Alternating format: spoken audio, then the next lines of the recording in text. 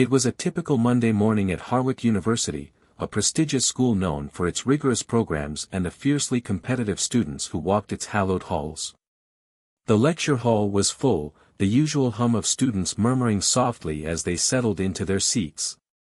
The sun filtered in through the tall windows, casting a warm glow over the rows of chairs and tables, but none of that was enough to distract the students from what was about to unfold. James Wright sat near the middle of the room, a quiet yet determined presence. He adjusted his glasses and took a deep breath, his hands nervously clutching his notebook. His mind raced through the notes he'd spent hours preparing for today's lecture. Despite his usual calm demeanor, he knew this day was going to be different. Today, Professor Trask, the brilliant but notoriously sarcastic professor, was leading the class in a new series of debates. James had heard the rumors about Trask's sharp tongue. Some students even said he took pleasure in picking apart students' arguments just to prove a point. But James had never experienced it firsthand, and today, he wasn't about to let that intimidate him.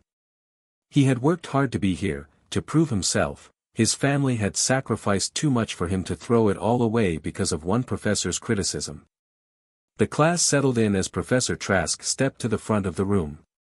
His graying hair was neatly combed, his expression as unreadable as ever. He glanced over the students, his eyes briefly scanning the room, before he began. "All right, everyone, today we're discussing the concept of privilege and its impact on society. I hope you've all done your reading. We'll start with a debate. I'll choose the participants, and you'll argue your points. Fair warning, if you're not prepared, I'll eat you alive." A ripple of nervous energy ran through the room, but it was quickly replaced by anticipation. Trask was known for his tough, almost cruel critiques, but no one doubted that his lectures were always memorable. James sat up straighter, mentally preparing himself. He knew he had read the material thoroughly and had even spent extra time researching perspectives outside of the assigned text. This was his chance to prove that he belonged in this class, to show that he was more than just a quiet face in the crowd. "Let's see," Professor Trask continued, scanning the names on his roster. "James Wright, why don't you start? I'd love to hear your take on the role of privilege in modern society." James froze for a moment. His name echoed through the room, and all eyes were on him. He had been expecting the professor to call on someone else, someone who wasn't as new to the subject as he was. But here he was, in the spotlight. For a split second, the familiar nervousness crept up his spine, but he pushed it aside. He had to speak. He had prepared for this. He stood up, adjusting his glasses and taking a steadying breath. "Privilege is a complex concept that's often misunderstood," James began, his voice steady, though his heart was pounding. "It's not just about wealth or race. It's about access to opportunities, to resources, to safety, and even to being heard. For example, in education, certain groups are often given an unfair advantage from the start, whether they're aware of it or not. This creates an imbalance in how individuals experience the world." James spoke confidently, his words flowing smoothly, his research backing up his points. He could see nods of approval from some of his classmates, and for a brief moment, he felt a sense of pride in his own ability. But that feeling was short-lived. Professor Trask raised an eyebrow, a sly smile playing at the corners of his mouth. He said, his tone dripping with sarcasm. "That's quite the woke take, James. But tell me, what would you know about privilege? After all, you come from a neighborhood that's, let's say, less than prestigious, don't you?" The room went silent. James felt his stomach drop. He wasn't sure if the professor had meant to be cruel, but the comment hit him like a slap across the face. It wasn't just a critique of his argument, it was a personal attack. A reminder that, no matter how much he tried to succeed here, he would always be seen as an outsider, an underdog.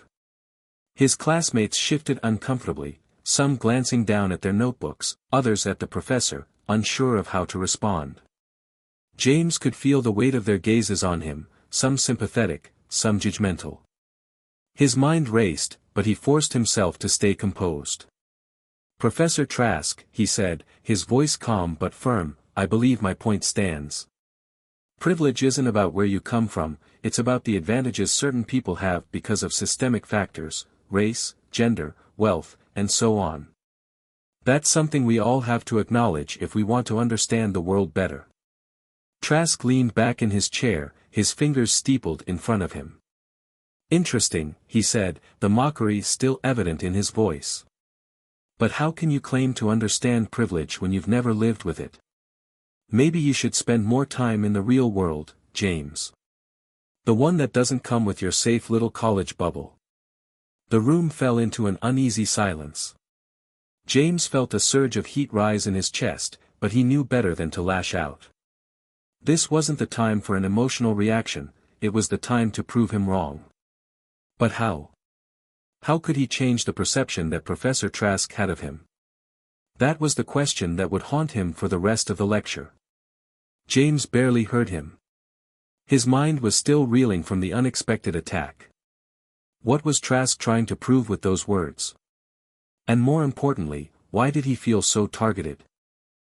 James couldn't help but wonder, what's one thing that always pushes you forward, even when things get tough? He knew that for him, the answer was simple, it was the hope that, no matter how tough things got, his voice mattered. Today, he would make sure it did. Hit subscribe and leave a comment with where you're watching from. This story might just spark a new beginning. What's one thing that always pushes you forward, even when things get tough? James sat quietly at his desk in his small dorm room, the faint hum of the city's nightlife drifting through the open window. He tried to focus on the notes scattered across his desk, but his mind kept returning to that moment in class earlier. Professor Trask's words echoed in his head, "Maybe you should spend more time in the real world, James. The one that doesn't come with your safe little college bubble." It wasn't just a critique of his argument. It felt like an attack on everything he had worked for, everything he was. But James had learned to compartmentalize. He'd learned to push aside his emotions when things got tough and focus on the bigger picture. The bigger picture for him was this: getting a degree, making his family proud, and creating a future for himself that didn't end with him stuck in the same place his parents had been. As he sat there, his mind wandered back to the beginning, before the college campus, before the late-night study sessions, before the relentless pursuit of a future that seemed so far out of reach. James had grown up in a small apartment complex on the edge of a neighborhood that wasn't known for its wealth or opportunity. His mother, Carla, worked 2 jobs to make sure there was food on the table and a roof over their heads. His father, Michael, had been absent for most of his childhood, a man whose promises had fallen silent long before James understood what responsibility meant. Carla had always been strong. She never complained about the long hours or the struggles they faced. She just kept going, always trying to provide James with the best life she could give him. From a young age, James had watched her sacrifice, her unwavering commitment to their little family. He admired her more than anyone else in the world. "Don't let anyone tell you that you can't achieve something, James," his mother often told him. "You may not have the same advantages as others, but that doesn't mean you can't make a better life for yourself. Just promise me one thing, always push forward." James had taken those words to heart. They became his guiding light. He understood that the world around him wasn't going to hand him success, but he also knew that he had something special, his mind. And if he worked hard enough, if he kept pushing, he could prove that he belonged, no matter what anyone else thought. By the time James reached high school, he had become known for his sharp intellect and his dedication to his studies. He wasn't the most outgoing student, but his teachers saw his potential. And when the time came to apply to colleges, James knew he had to push himself beyond what seemed possible. He applied to Harvard University, a place that was known for admitting the best and brightest students from all walks of life, but with a competitive atmosphere that could chew you up and spit you out if you weren't prepared for it. When he received the acceptance letter, he almost couldn't believe it. Harvard University, the dream school. He had been accepted. His heart raced as he read the words over and over again, trying to process the significance. This was it. This was his chance to prove that he could succeed, that he wasn't just a product of his circumstances. But the weight of that acceptance also came with an unspoken truth: he was one of the few students of color in a predominantly white institution. He had worked hard to get here, but now he would have to prove he deserved to stay. The first few weeks at Harwick were a blur of overwhelming lectures, late nights in the library, and getting to know a new group of classmates who, for the most part, had lives very different from his own. They came from wealthy families, attended private schools, and had every advantage in the world. He often felt like an outsider, trying to navigate a space that wasn't built for someone like him. But James was used to feeling like an outsider. In his neighborhood, he had always been the quiet one, the one who was different because he cared about school when everyone else seemed to care about something else. He wasn't fazed by the stares or the whispered comments. He had learned to keep his head down and focus on what mattered. And that's what he did at Harwick. He stayed focused, immersed himself in his studies, and didn't let the differences in his background distract him. He found friends, people who respected his dedication and admired his intellect, but the shadow of his background always hung over him. He couldn't shake the feeling that, no matter how hard he worked, there were those who would always see him as less than the other students who had never known hardship, never known what it was like to fight for a future. Now, as he sat in his dorm room, James thought about the challenges he had faced just to get here. The late nights he spent studying in the library, the sacrifices his mother had made to support his education, and the overwhelming pressure to succeed. And now, after all of that, he found himself being belittled by a professor who had the privilege of never having to fight for his place in the world. James leaned back in his chair, closing his eyes for a moment. He was tired. Tired of proving himself. Tired of the judgment. But he also knew one thing for sure: he wasn't going to let this defeat him. He had come too far, worked too hard, to be knocked down by one professor's words. He thought back to his mother's advice. Push forward. That was what he had always done. And that was what he was going to do now. He opened his eyes and looked at the stack of books on his desk. He had an essay to write for his history class, a debate to prepare for, and a whole semester ahead of him. But the feeling of being out of place, of constantly having to prove his worth, would linger.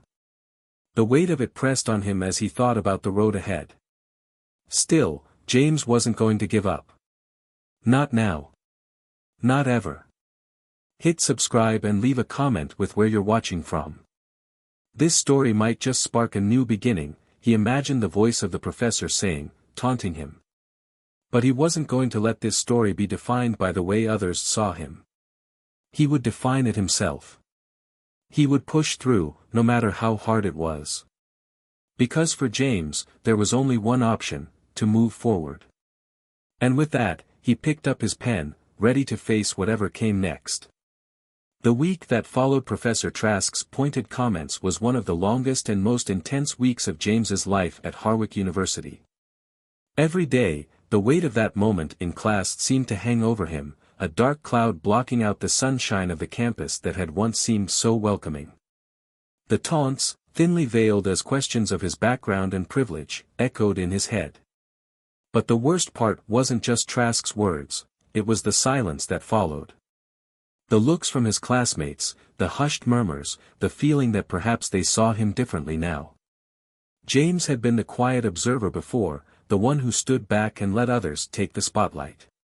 He had always been the diligent student, the one who worked tirelessly in the shadows.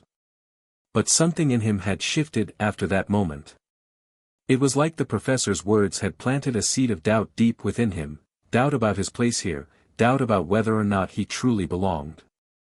At first, he tried to push it aside. He tried to focus on his work, the way he always had. But as the days wore on, he felt the pressure mounting.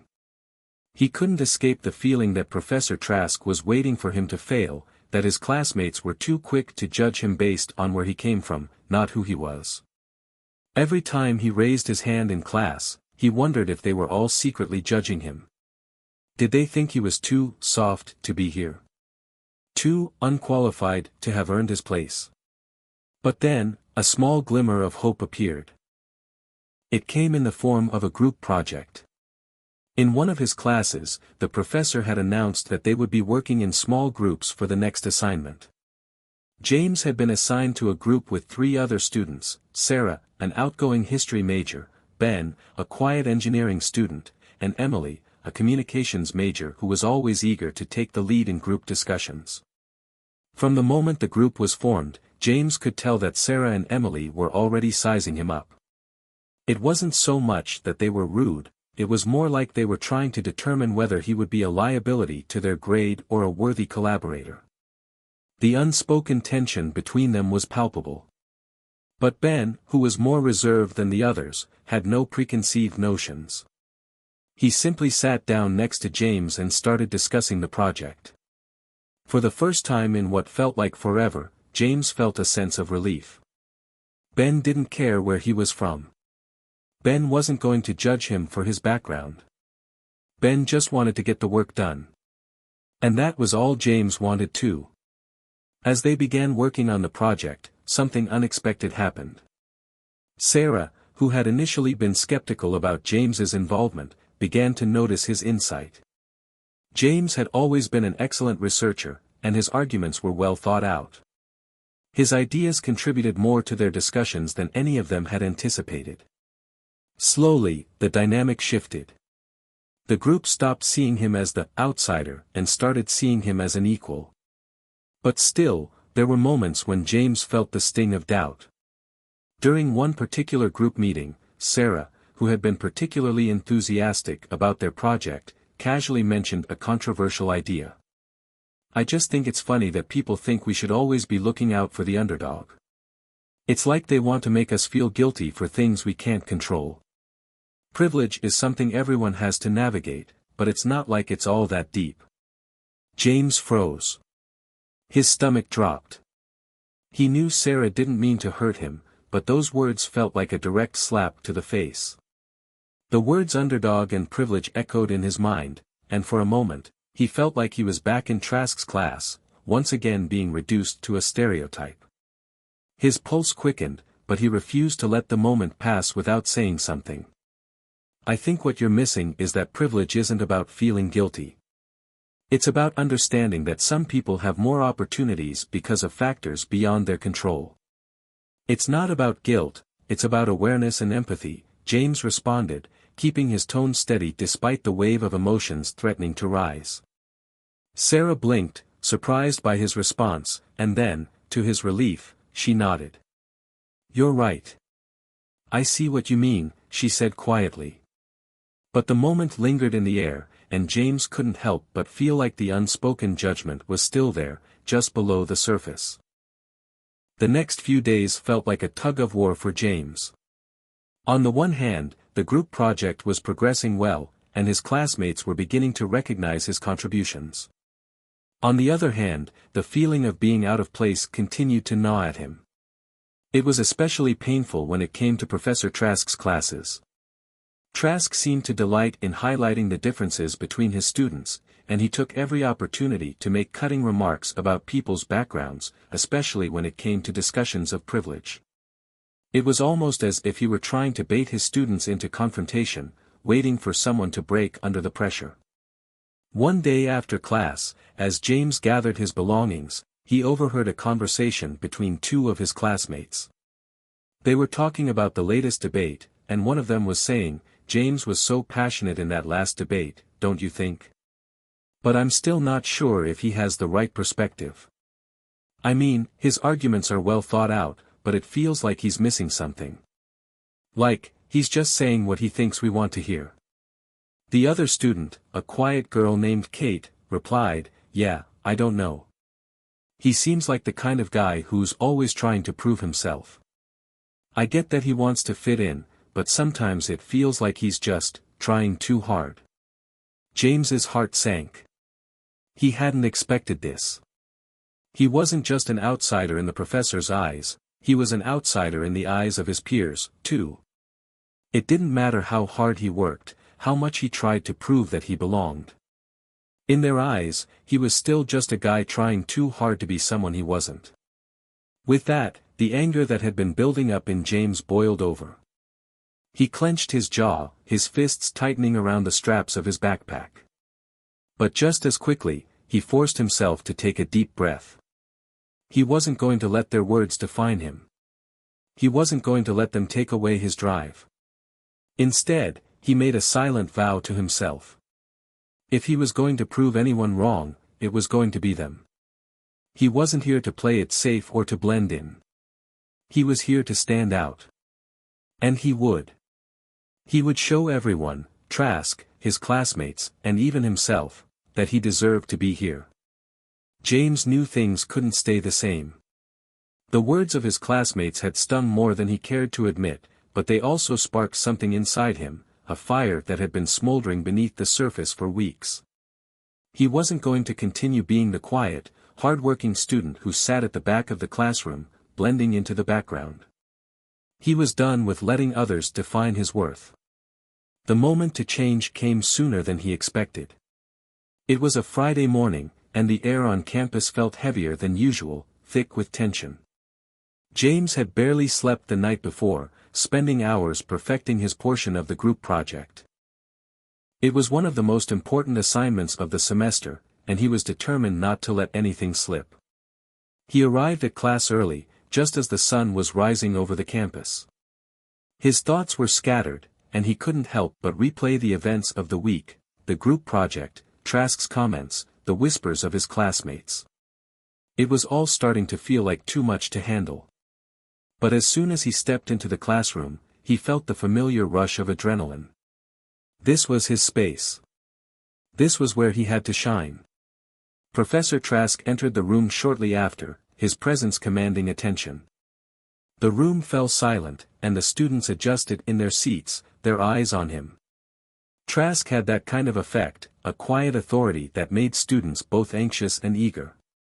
Today, however, there was something different in his gaze. A look of scrutiny lingered, as if he were preparing to pick apart someone's answer. Today, we will begin our discussion on the economic impact of privilege in society, Trask announced, his voice smooth yet pointed. And I want everyone to participate. Don't be afraid to voice your opinions. In fact, I encourage you to be bold. James could already feel the heat rising in his chest. He had heard Trask's tone before. This wasn't just a regular debate. This was a test. And James knew exactly who Trask had in mind as the target. The discussion started off fairly civil. Students raised their hands, offering up theories and perspectives on privilege in the economic landscape. James kept his thoughts to himself for a while, content to observe the back and forth between his classmates. They all seemed so sure of themselves, confident in their statements, and James felt like an outsider once again. But he knew he couldn't keep quiet forever. He had something to say. Professor Trask, however, seemed to be watching him with a kind of hunger. When he noticed James, he didn't wait for him to raise his hand. James, Trask called out, his voice cutting through the conversation. What do you think? Surely, you have an opinion on the subject. After all, you're one of the few students in this room who can speak from personal experience. There it was. The opening James had been expecting. But hearing those words, those cutting words, felt like a slap to the face. Personal experience. Was that all Trask thought of him? Just a token student who had no right to speak on the subject unless it was from his own lived experience. James had worked tirelessly to prove his worth as a student, not as someone who simply had a story to tell. But now, Trask had reduced him to a stereotype. It was clear he wasn't going to let James contribute unless he fit into that mold. The room went silent. James's heart raced. He could feel the eyes of his classmates on him, waiting for his response. This was it. The moment of truth. James could feel the anger rising in him, but this time, he didn't want to just react. He wasn't going to let Trask's words pull him into some emotional tirade. No. He had a better idea. He had been preparing for this moment, and now he was going to use it to turn the tables. Slowly, James stood up, the room still watching him intently. For a second, he felt like he was walking into a lion's den. But he didn't back down. He met Trask's eyes directly, his gaze firm. "Professor, with all due respect, I think you're misinterpreting the point here," James began, his voice calm but resolute. "You're asking for an opinion on privilege in society, but what you've done is reduce the complexity of the issue to a single narrative, a narrative that implies I can only speak from the perspective of a minority or someone who's had personal hardship. That's where the problem lies." He paused, letting the weight of his words sink in.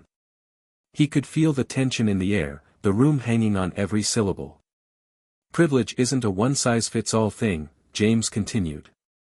"It's about understanding that power dynamics operate in different ways, and yes, people from different backgrounds experience it differently.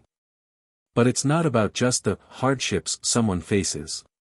It's about the opportunities they're given, the systems that are in place, and the societal structures that influence how we move through life." He took another breath, steadying himself before he drove the point home. "I'm not just here to talk about my personal story, Professor. I'm here to speak about the larger picture, the bigger system. My experiences don't define my intellect, nor do they define the complexity of this issue. It's a much broader conversation. And it deserves more than just a simplistic view." There was a moment of silence after he finished. James stood tall, his chest rising and falling with the effort of keeping his composure. Professor Trask's face remained unreadable for a few seconds, and James wasn't sure if he had made a dent in Trask's pride or not. But then something unexpected happened. Trask's lips twitched, almost imperceptibly. He looked down at his notes, as if gathering himself, before he spoke. "Interesting perspective, James," Trask said, his tone almost a little too forced. "Maybe you do have more to offer than I gave you credit for." There it was. A shift. Trask, the professor who had ridiculed him, was acknowledging his intellect, albeit in a backhanded way. But it was enough. It was the validation James had been craving, not just from Trask, but from himself. The rest of the class seemed to hold their breath as Trask moved on to the next point, but James didn't care. The message had been sent. James wasn't going to let anyone reduce him to a stereotype. He wasn't going to let the words of his professor or his classmates dictate his place here. He would continue to fight, not with anger or bitterness, but with intellect and integrity. The tension in the room didn't lift immediately. In fact, as James sat down, he could feel the eyes of some of his classmates on him, assessing him. But something had changed.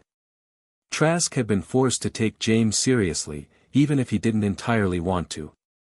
And that, in itself, was a victory. As the class continued, James couldn't help but feel a small sense of pride. He had stood up for himself. He had shown them that he wasn't just someone who had to play by their rules. He could redefine the narrative, not only for them but for himself. The journey wasn't over. But for the first time in a long while, James felt like he had a real chance to make it.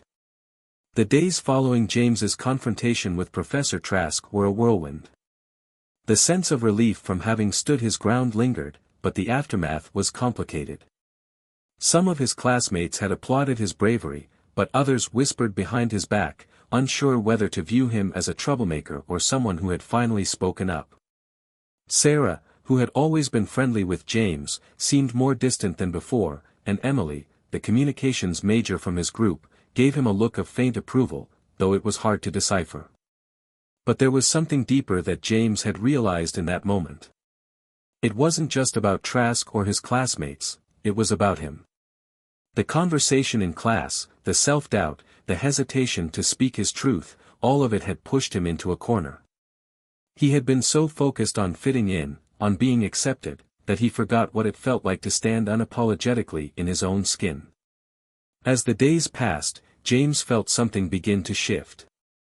For the first time since he had arrived at Harwick, he allowed himself to truly embrace his place at the university, not as an outsider, not as someone trying to prove himself, but as someone who was meant to be here. His intellectual curiosity, his passion for learning, his work ethic, all of it was more than enough to earn him a seat at the table. He didn't need to meet anyone else's expectations, he needed only to meet his own. Still, the shadows of his past lingered. The feeling of not belonging was something that James had struggled with for years, long before he had set foot on the campus. Growing up, he had been told by his peers that he was different. Whether it was his family's modest background, his race, or simply the way he saw the world, he had always felt like the odd one out. His parents, both hard-working professionals, had always emphasized the importance of education as the key to success, but it came with the unspoken pressure to do more, be more. To be perfect. The truth was, James had never quite felt at home anywhere, and Harvard University was no different. It wasn't just the subtle microaggressions that he faced, it was the weight of expectation that followed him. He wasn't just another student. He was the student who needed to prove he belonged. And sometimes, that pressure felt suffocating. But after the confrontation in class, something inside him had snapped. No longer would he shrink back or allow himself to be defined by anyone else's limitations. He would redefine what it meant to be successful on his own terms. And more importantly, he would do it with integrity, not just to prove his worth to others, but to prove to himself that he could rise above the doubts and the challenges. As the week drew to a close, James was walking across campus, his mind preoccupied with a dozen things at once. He had a midterm coming up, and he was determined to ace it. He was also preparing to present his part of the group project, and the pressure was on. He had heard rumors that the professor was tough on the students who didn't participate as much in group projects, and he wasn't about to let that be his downfall. That was when he saw Sarah and Emily walking toward him, both of them looking unusually serious.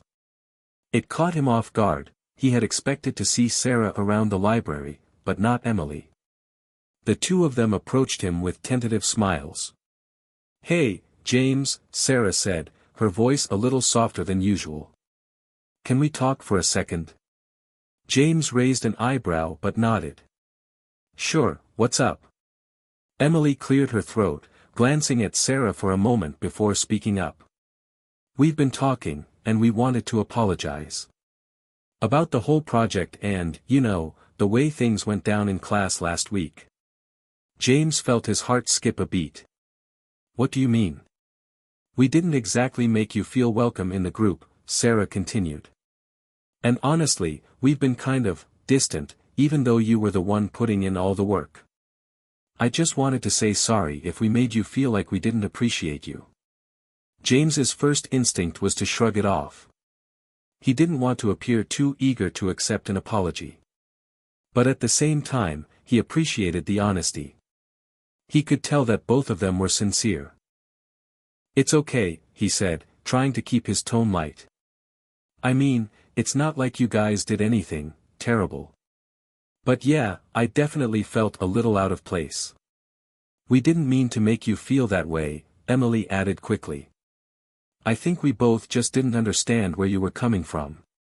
But after that debate in class, I kind of got it. You weren't just being defensive. You were speaking up for something bigger than just yourself." Sarah nodded in agreement. "We kind of underestimated you, honestly. And I just wanted to say I respect you for that. I think you really opened my eyes to the fact that this whole privilege conversation isn't as simple as it seems. It's layered." James was quiet for a moment, processing their words. It wasn't exactly an earth-shattering apology, but it was a start. It was the kind of acknowledgement he had been waiting for, not just from Trask but from his peers. For the first time in a long time, James felt like they saw him, not just the stereotype they assumed he was, but as someone who had something real to offer. "Thanks," he said finally, a genuine smile forming on his lips. "I appreciate it. And I think we're all just trying to figure it out. It's a big conversation, but I'm glad we're having it. That's what matters." Sarah smiled back at him, a genuine warmth in her expression. Definitely. The conversation shifted then, and the three of them talked about the project and the work ahead, but it felt different this time. The tension that had clouded their earlier interactions had dissolved. They weren't just group members anymore, they were allies, learning from each other and growing together. For James, this moment was a turning point. He realized that change didn't have to come all at once, and it didn't always have to come in the form of a grand gesture.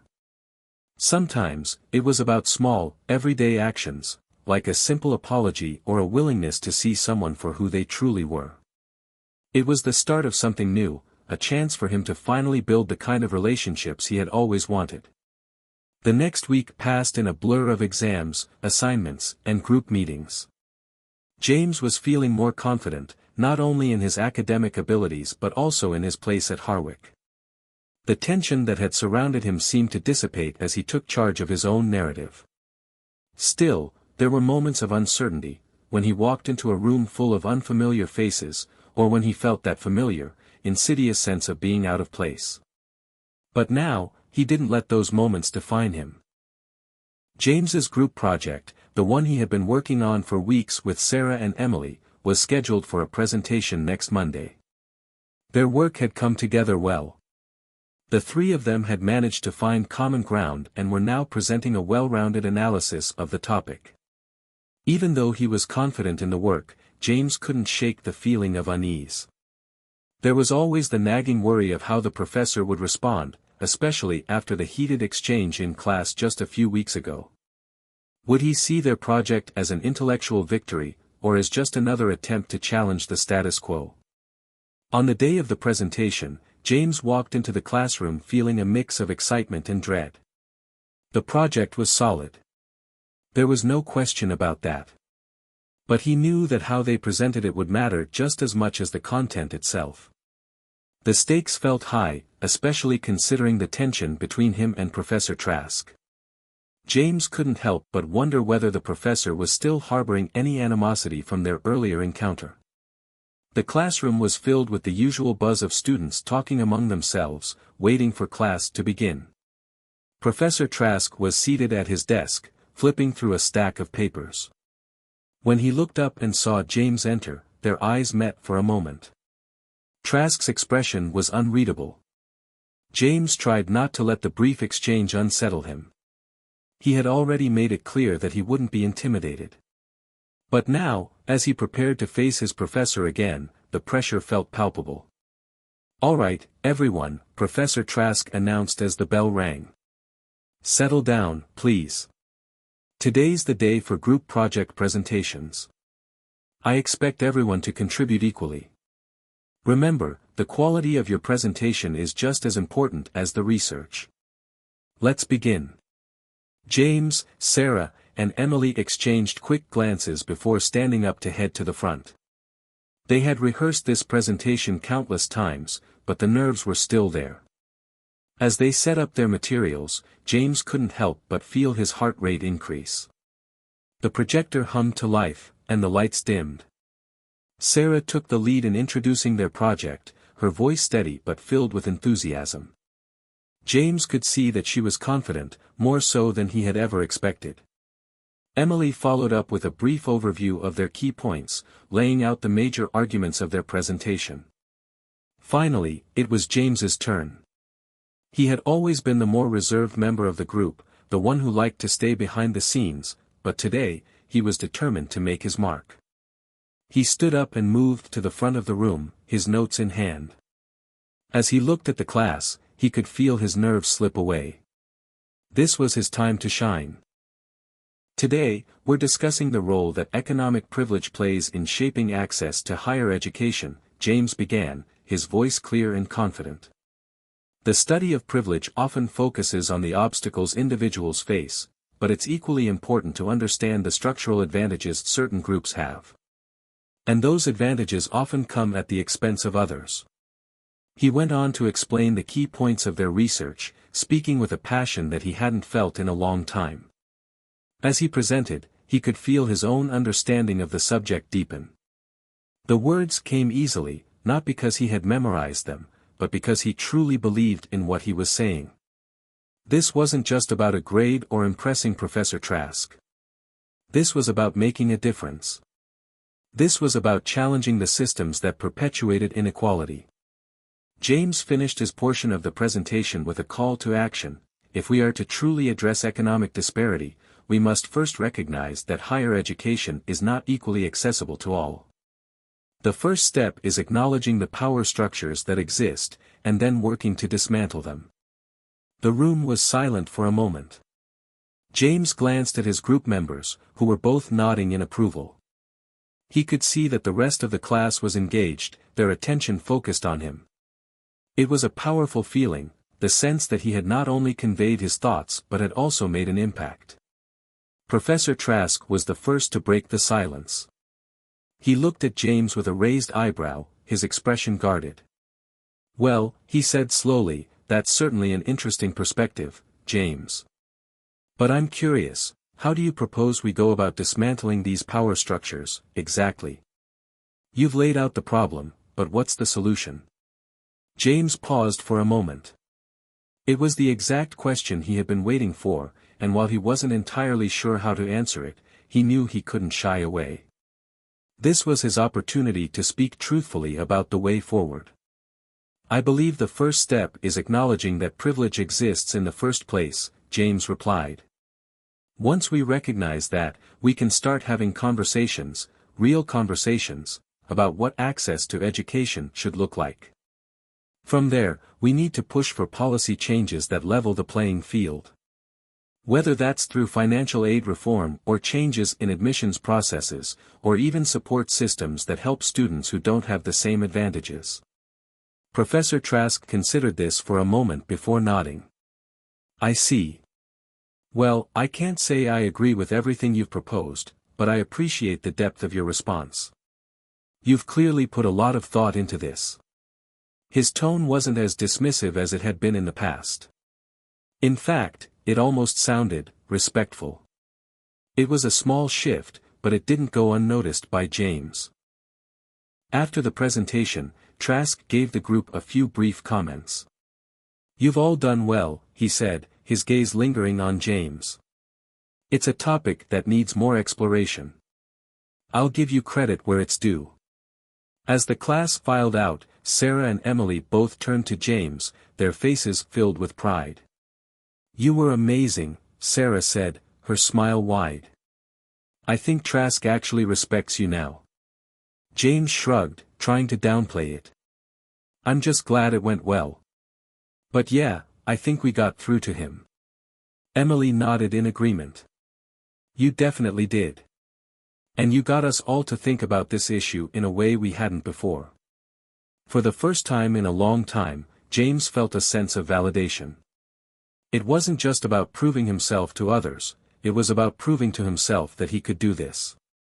He had fought hard to get to this point, and now, he was finally being seen. But more importantly, he was starting to see himself differently. Not as the kid who didn't belong, but as someone who had a voice, someone who could make a real impact. Later that evening, as James sat alone in his dorm room, his phone buzzed. It was a text from his mom.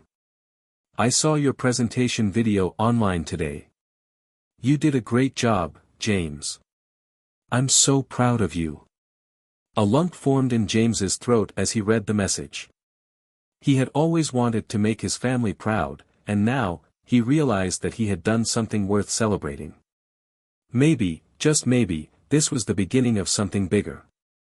The days after their presentation passed quickly, and the aftermath lingered in an unexpected way. James had been bracing for the usual tension after a public moment of confrontation, especially with someone like Professor Trask. But something was different. There was no harsh criticism, no lingering resentment. Instead, there was something subtle, almost imperceptible, a shift. At first, James wasn't sure what to make of it. Trask had never been particularly warm toward him, and he had expected some kind of pushback. Instead, the professor seemed to have softened. Their exchanges in class were more neutral now, the biting sarcasm that had once characterized their interactions nowhere to be found. It wasn't overtly friendly, but it was more respectful, and that, in itself, was progress. One afternoon, James walked into the campus library, the quiet hum of students around him providing a sense of calm. He had been spending hours there, preparing for finals, working on his thesis, and finishing up some of his assignments. His life had become a constant balancing act of studying, working, and trying to navigate the complicated dynamics of university life. But it was manageable now. He wasn't overwhelmed in the way he once had been. There was a renewed sense of purpose in everything he did. As he made his way to his usual spot in the back of the library, he spotted Sarah and Emily already sitting at a table, their laptops open in front of them. They waved him over enthusiastically, and James couldn't help but smile. They had come a long way since that first awkward meeting in the group project. The tension between them had eased, and it felt good to know that they had each other's backs. "Hey, James." Sarah greeted him as he sat down. "We were just talking about how we could take our work even further. Maybe we should pitch this project to the university board. You know, really push for more discussions on economic privilege and access to education." James raised an eyebrow, a little taken aback by the idea. "You're serious?" "Absolutely," Emily said, her eyes bright with enthusiasm. "We've got the research. We've got the presentation. Why not take it to the next level? We could host a forum, maybe even get some guest speakers, bring the conversation into the open." James leaned back in his chair, considering it. The idea was bold, maybe even a little risky. But that was what he liked about it. The more he thought about it, the more it made sense. This wasn't just about an assignment anymore, it was about starting a real conversation, one that could spark change. "I love it," James said finally, a grin spreading across his face. "Let's do it." The three of them spent the next few days fleshing out their idea.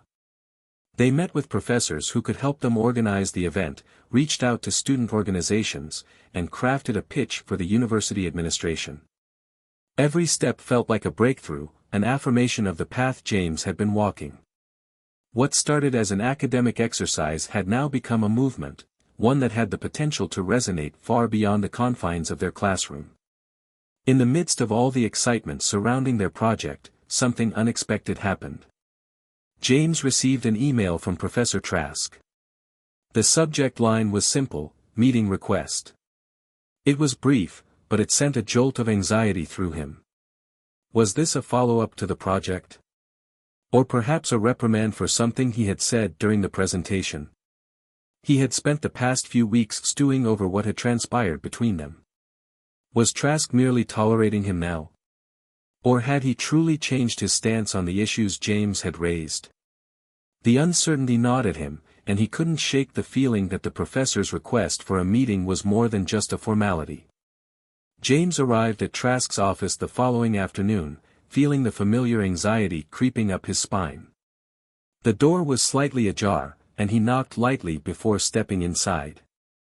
Trask was sitting behind his desk, a cup of coffee in front of him. He motioned for James to sit. "Thank you for coming, James," Trask said, his tone cordial but reserved. "I wanted to speak with you about your presentation. Specifically, your approach." James's heart skipped a beat. He had known that Trask wouldn't just let it slide. But the professor's demeanor wasn't hostile, it was measured, thoughtful. Trask seemed to be taking the conversation seriously, which, in itself, was an improvement. "I was taken aback by the way you framed the topic," Trask continued, "the economic privilege, the way you addressed it without fear or hesitation. It's a difficult conversation to have in a university setting, and I'll admit, I didn't expect you to go there." James was silent for a moment, trying to read the professor's expression. Was this praise or a veiled criticism? "I'm not sure where you're going with this," James replied cautiously. Trask took a deep breath. "I'm not here to criticize, James. Quite the opposite, actually. I've thought a lot about what you said. And I've come to realize that I've been part of the problem, in my own way.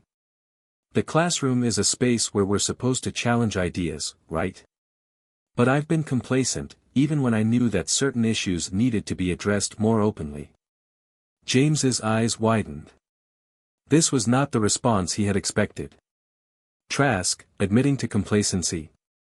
It was a rare moment of vulnerability, and it made James feel oddly relieved. I want to thank you for pushing the conversation forward, Trask added, his voice more sincere than James had ever heard it. You've got a lot of courage, and frankly, you're doing the kind of work that makes a difference. I'm glad you've stuck with it. And I'll be honest, I've learned from you. James wasn't sure how to respond. He had always seen Trask as an antagonist, someone who would never see things from his perspective. But here, in this moment, the professor was acknowledging something deeper, the need for. Later that day, as James walked back to his dorm, he couldn't help but smile.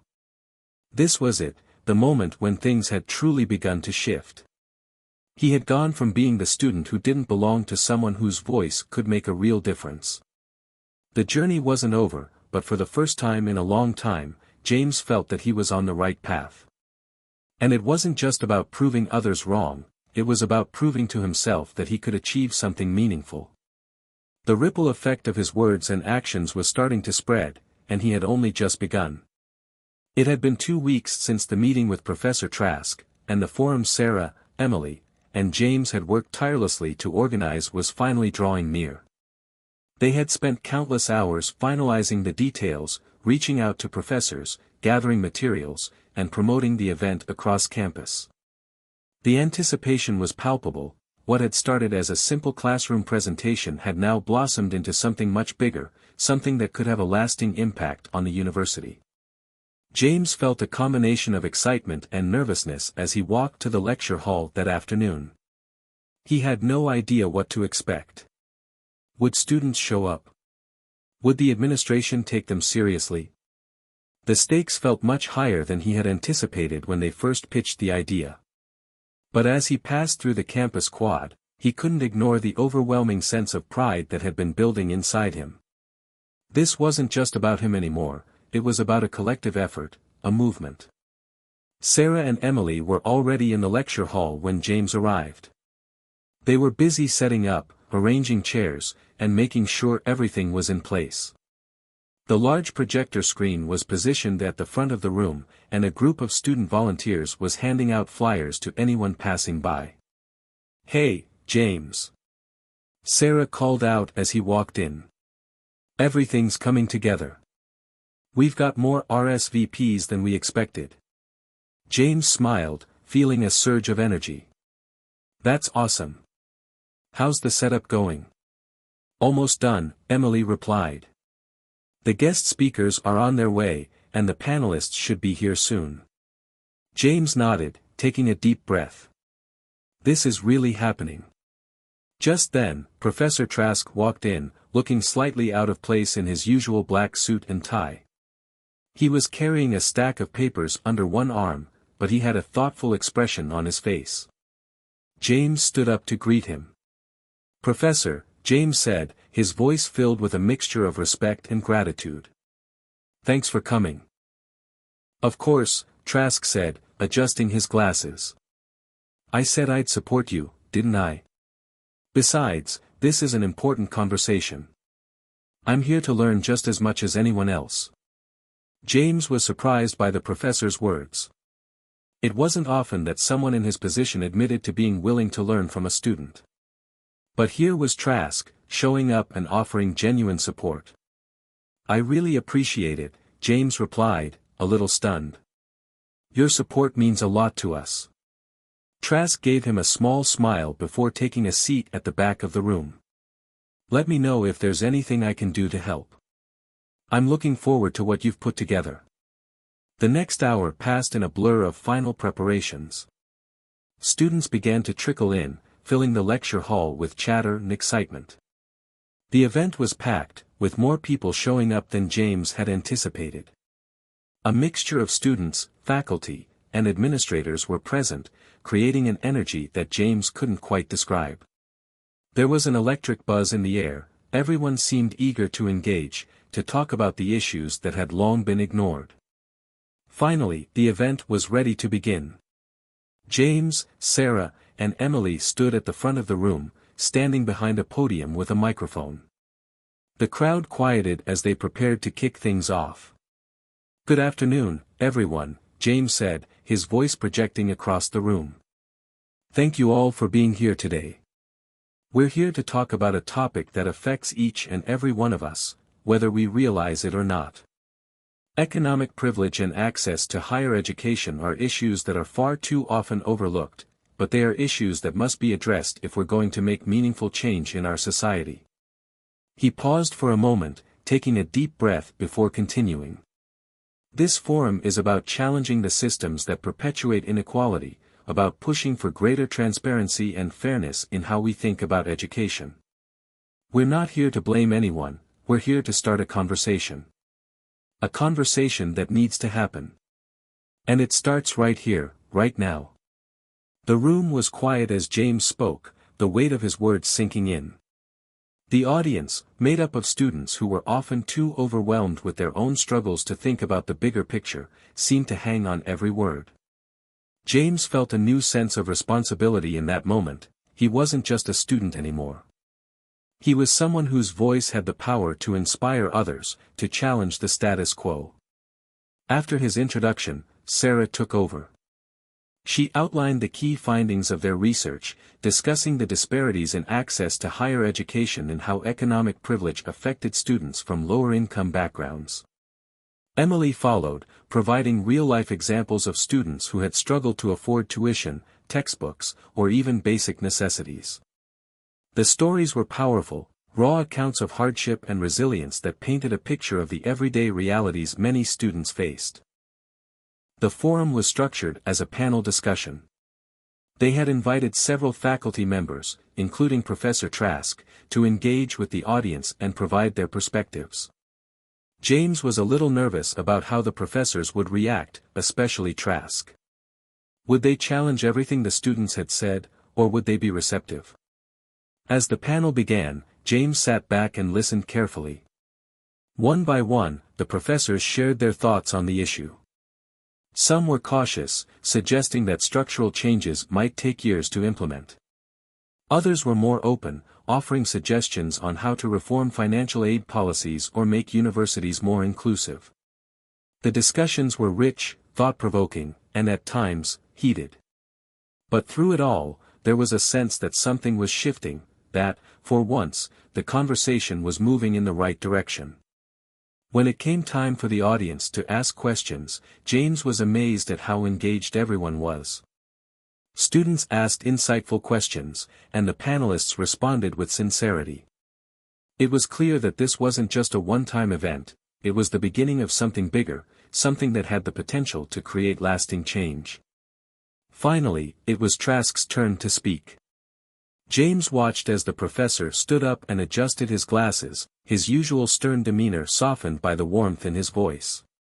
"This is the kind of conversation we should be having more often," Trask said, looking around at the students. "I've been teaching for a long time, and I've seen the ways that the system fails many of you. But I've also seen the ways that students like James, Sarah, and Emily are leading the charge for change.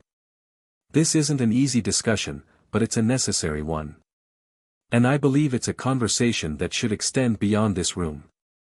The crowd murmured in agreement, and James felt a swell of pride. Professor Trask wasn't just supporting them now, he was endorsing the very movement they had started. It was a moment of validation, not just for James, but for all of them. As the forum came to a close, the energy in the room was palpable. People were talking, exchanging ideas, and making plans for future action. James stood by the podium, feeling a sense of accomplishment he hadn't known he was capable of. This wasn't just a successful event, it was the start of something much bigger. He had gone from being a student who felt invisible to someone who had sparked a conversation that could change the way his university approached education. As the crowd slowly filtered out of the room, Sarah and Emily joined James, their faces beaming with pride. "We did it," Sarah said, her voice full of excitement. "This is just the beginning. James smiled, his heart full. Yeah, it is. And I can't wait to see where it goes from here.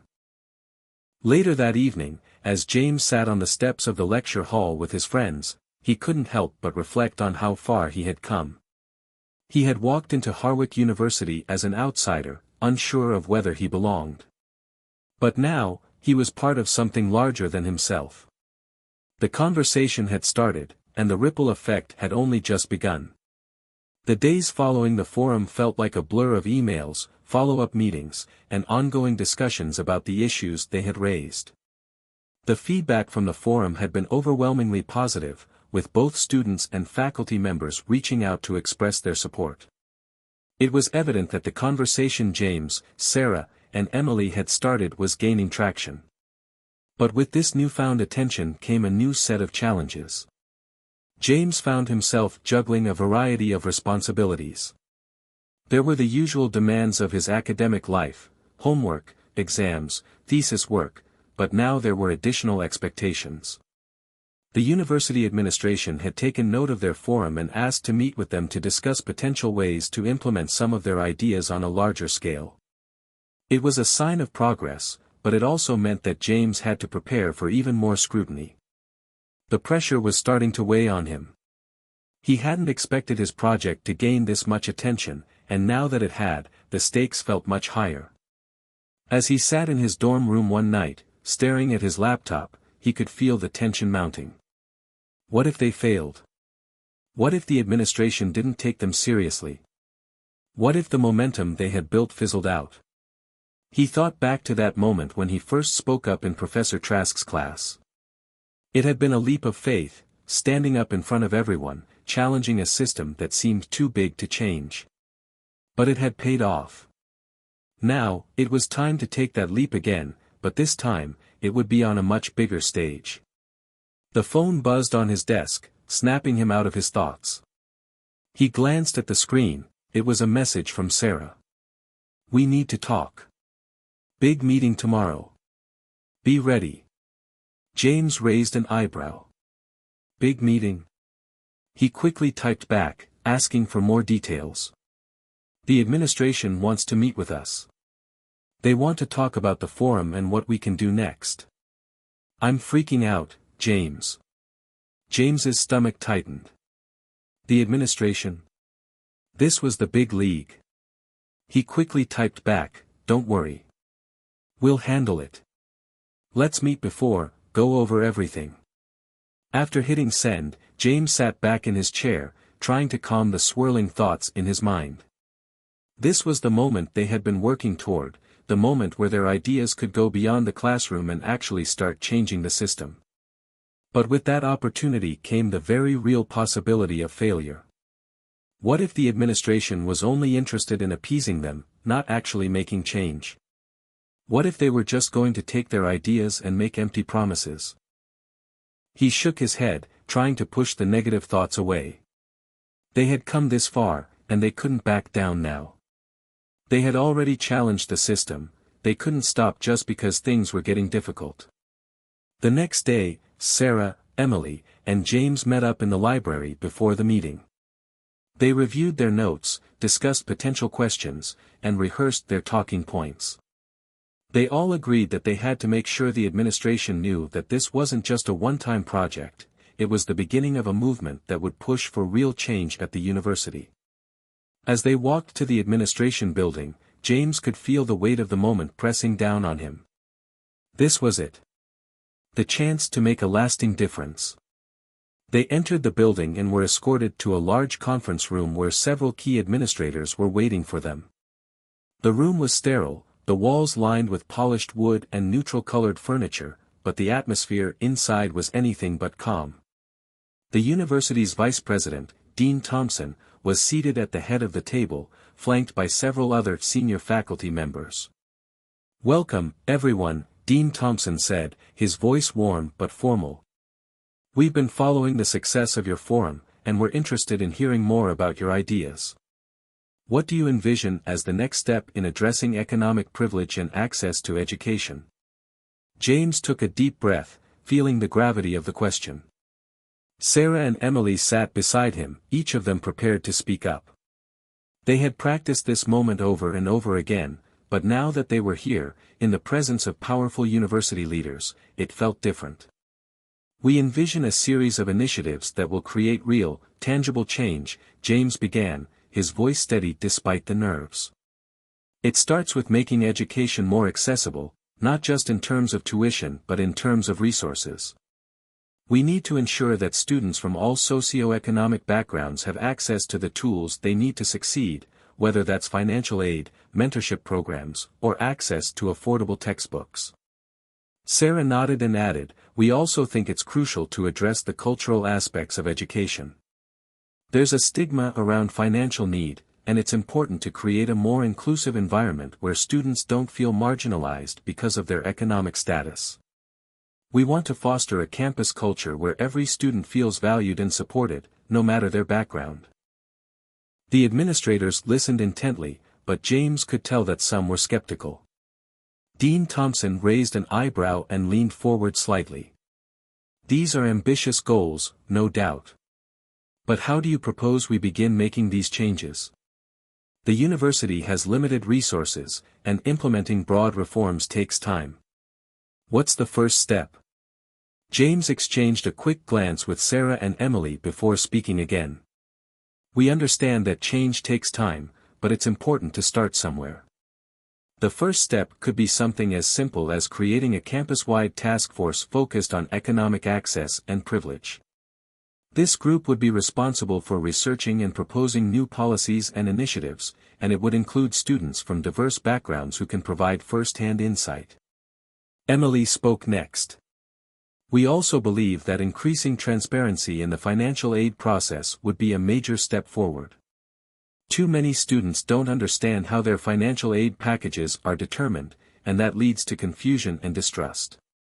If the university were more open about how decisions are made and how resources are allocated, it would help level the playing field for all students." The room fell into silence as the administrators digested their suggestions. James felt a flicker of nervousness, but he kept his posture confident. This was what they had worked for, and they had to stand their ground. Finally, Dean Thompson spoke. "I won't lie to you, these are not simple issues, and they won't be solved overnight. But your ideas have merit. We can't ignore the challenges students face, and it's clear that you've put a lot of thought into this. We're open to working with you on this. We'll start by forming the task force you suggested, and we'll begin the process of reviewing financial aid policies." James felt a surge of relief, but he kept his composure.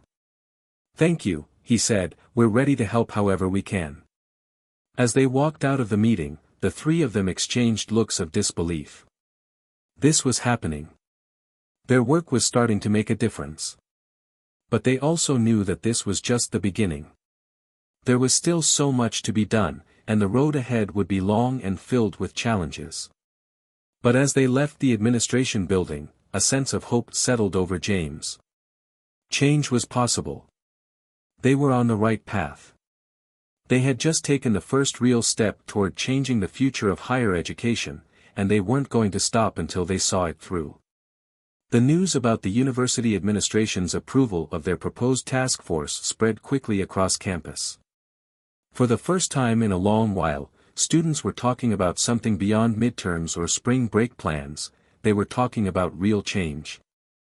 The task force was a victory, but James, Sarah, and Emily knew it was just the beginning. They had to be careful. Not everyone on campus was as enthusiastic about their initiative as the administrators had been.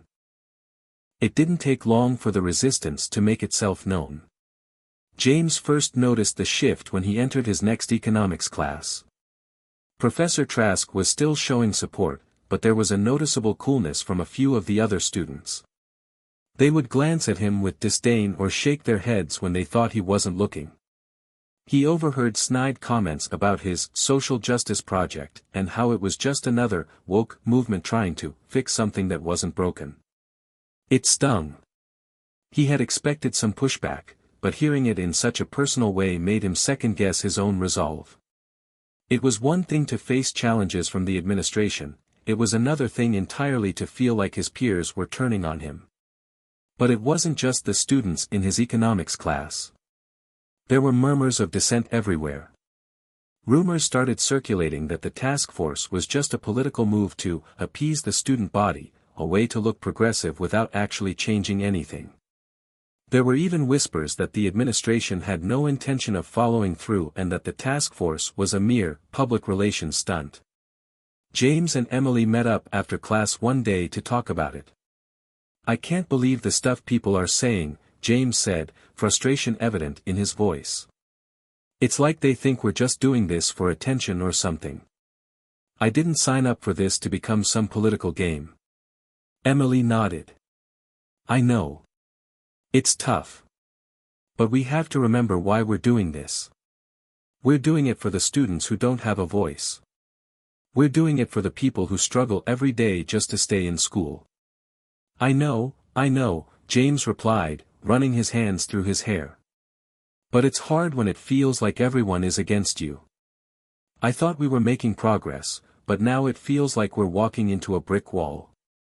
Emily leaned forward, her eyes intense. "This is when it counts, James. You can't back down now. Every time you push for change, there are going to be people who resist. Change is uncomfortable. We just need to keep pushing through, no matter what." James sighed, still feeling the weight of the pushback. But Emily's words resonated with him. He knew she was right. If they wanted to make a real difference, they had to be prepared to face opposition, and not just from the administration, but from their peers as well. Later that week, during a meeting with the task force, James found that the tension was starting to grow. Not all of the members were on board with the direction they were taking. Some students felt that focusing too much on the privilege aspect of education was alienating certain groups of people, while others felt the task force wasn't being aggressive enough in its demands. The discussion became heated as different factions started to emerge within the group. "We need to be more radical," one student, Hannah, argued. "We're not going to make real change by asking for little reforms. We need to demand systemic change right now." "We don't have the power to make those kinds of demands yet," another student, Luke, countered. "The administration is already working with us. If we push too hard, we'll risk losing everything. We need to play the long game." The debate went on for over an hour, with no clear resolution. James felt a growing sense of unease. It was clear that while they all shared the goal of making education more accessible, their methods for achieving that goal were starting to diverge. He couldn't help but wonder if their dream of a united front was slowly slipping away. After the meeting ended, Sarah pulled him aside. "We need to talk," she said, her voice low. "Something's not right. The group's starting to fracture, and I'm worried it's going to fall apart if we're not careful." "I know," James replied, rubbing his forehead. "I don't know what to do anymore. We're all supposed to be on the same side, but I can't shake the feeling that some people are more interested in making a statement than actually making a difference." Sarah nodded, her expression serious. "It's tough.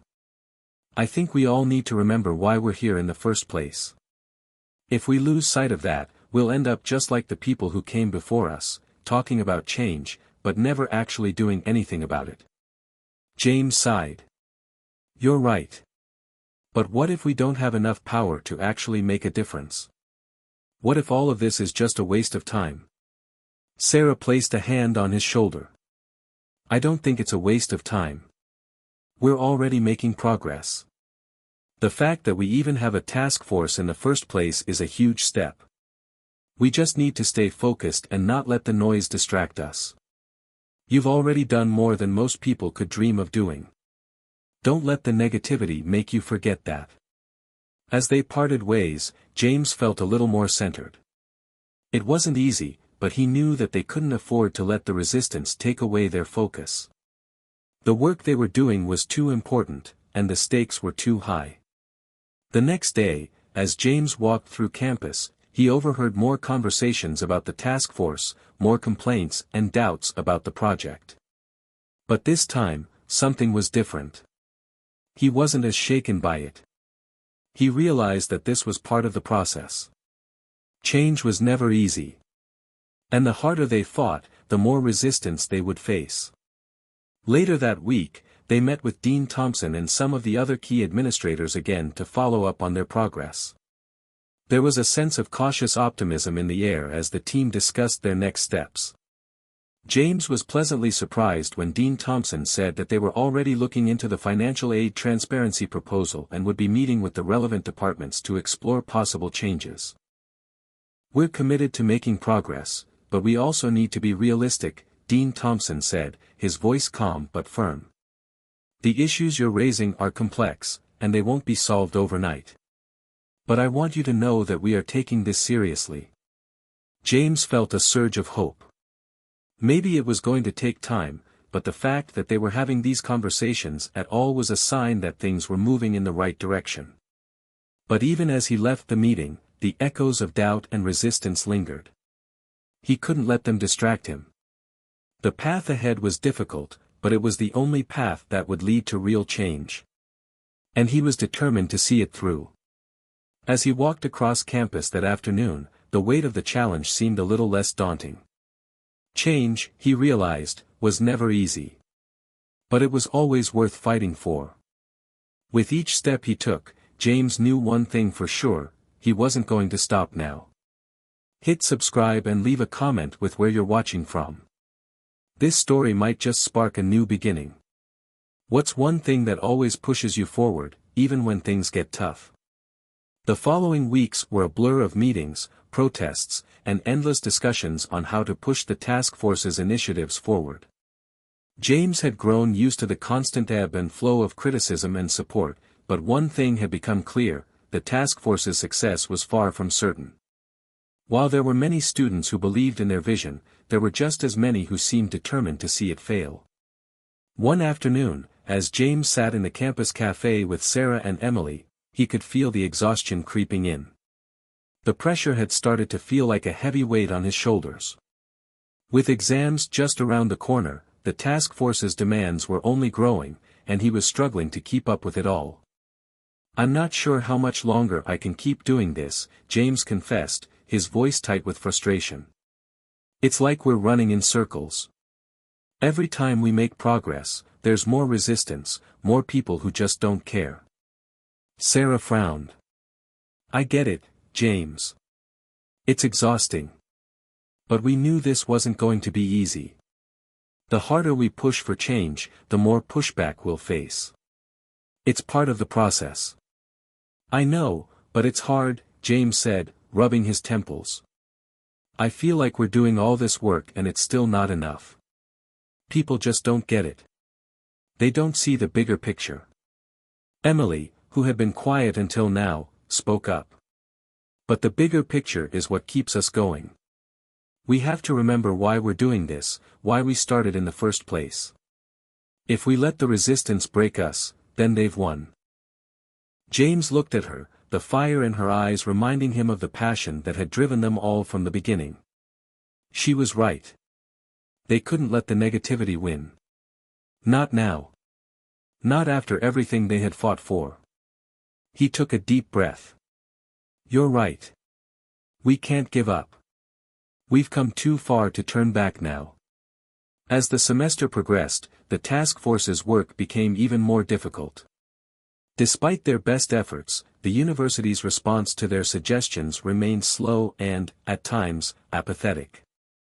The financial aid office had agreed to review their policies, but progress had been sluggish, and it felt like the administration was dragging its feet. James began to wonder if they had overestimated their influence. The tension within the task force was palpable. More and more, the group began to fracture as different factions emerged.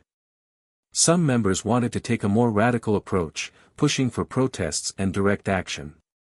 Others, like Luke, were still focused on maintaining a collaborative relationship with the administration, hoping to achieve change through dialogue. One afternoon, as James sat in the campus library working on his thesis, he received a text from Sarah. It was simple, but it sent a chill through him. "We need to talk. Urgent." James quickly packed up his things and met Sarah and Emily in their usual spot near the quad. Sarah's face was tight with worry, and Emily looked equally concerned. "What's going on?" James asked, anxiety rising in his chest. "We're losing control," Sarah said, her voice low. "Some of the task force members are taking matters into their own hands. They're planning a sit-in at the administration building." James's stomach churned. A sit-in? Without any coordination? Without us even knowing about it? Emily nodded. "Exactly. And some of them are talking about making it more confrontational, maybe even blocking the building entirely.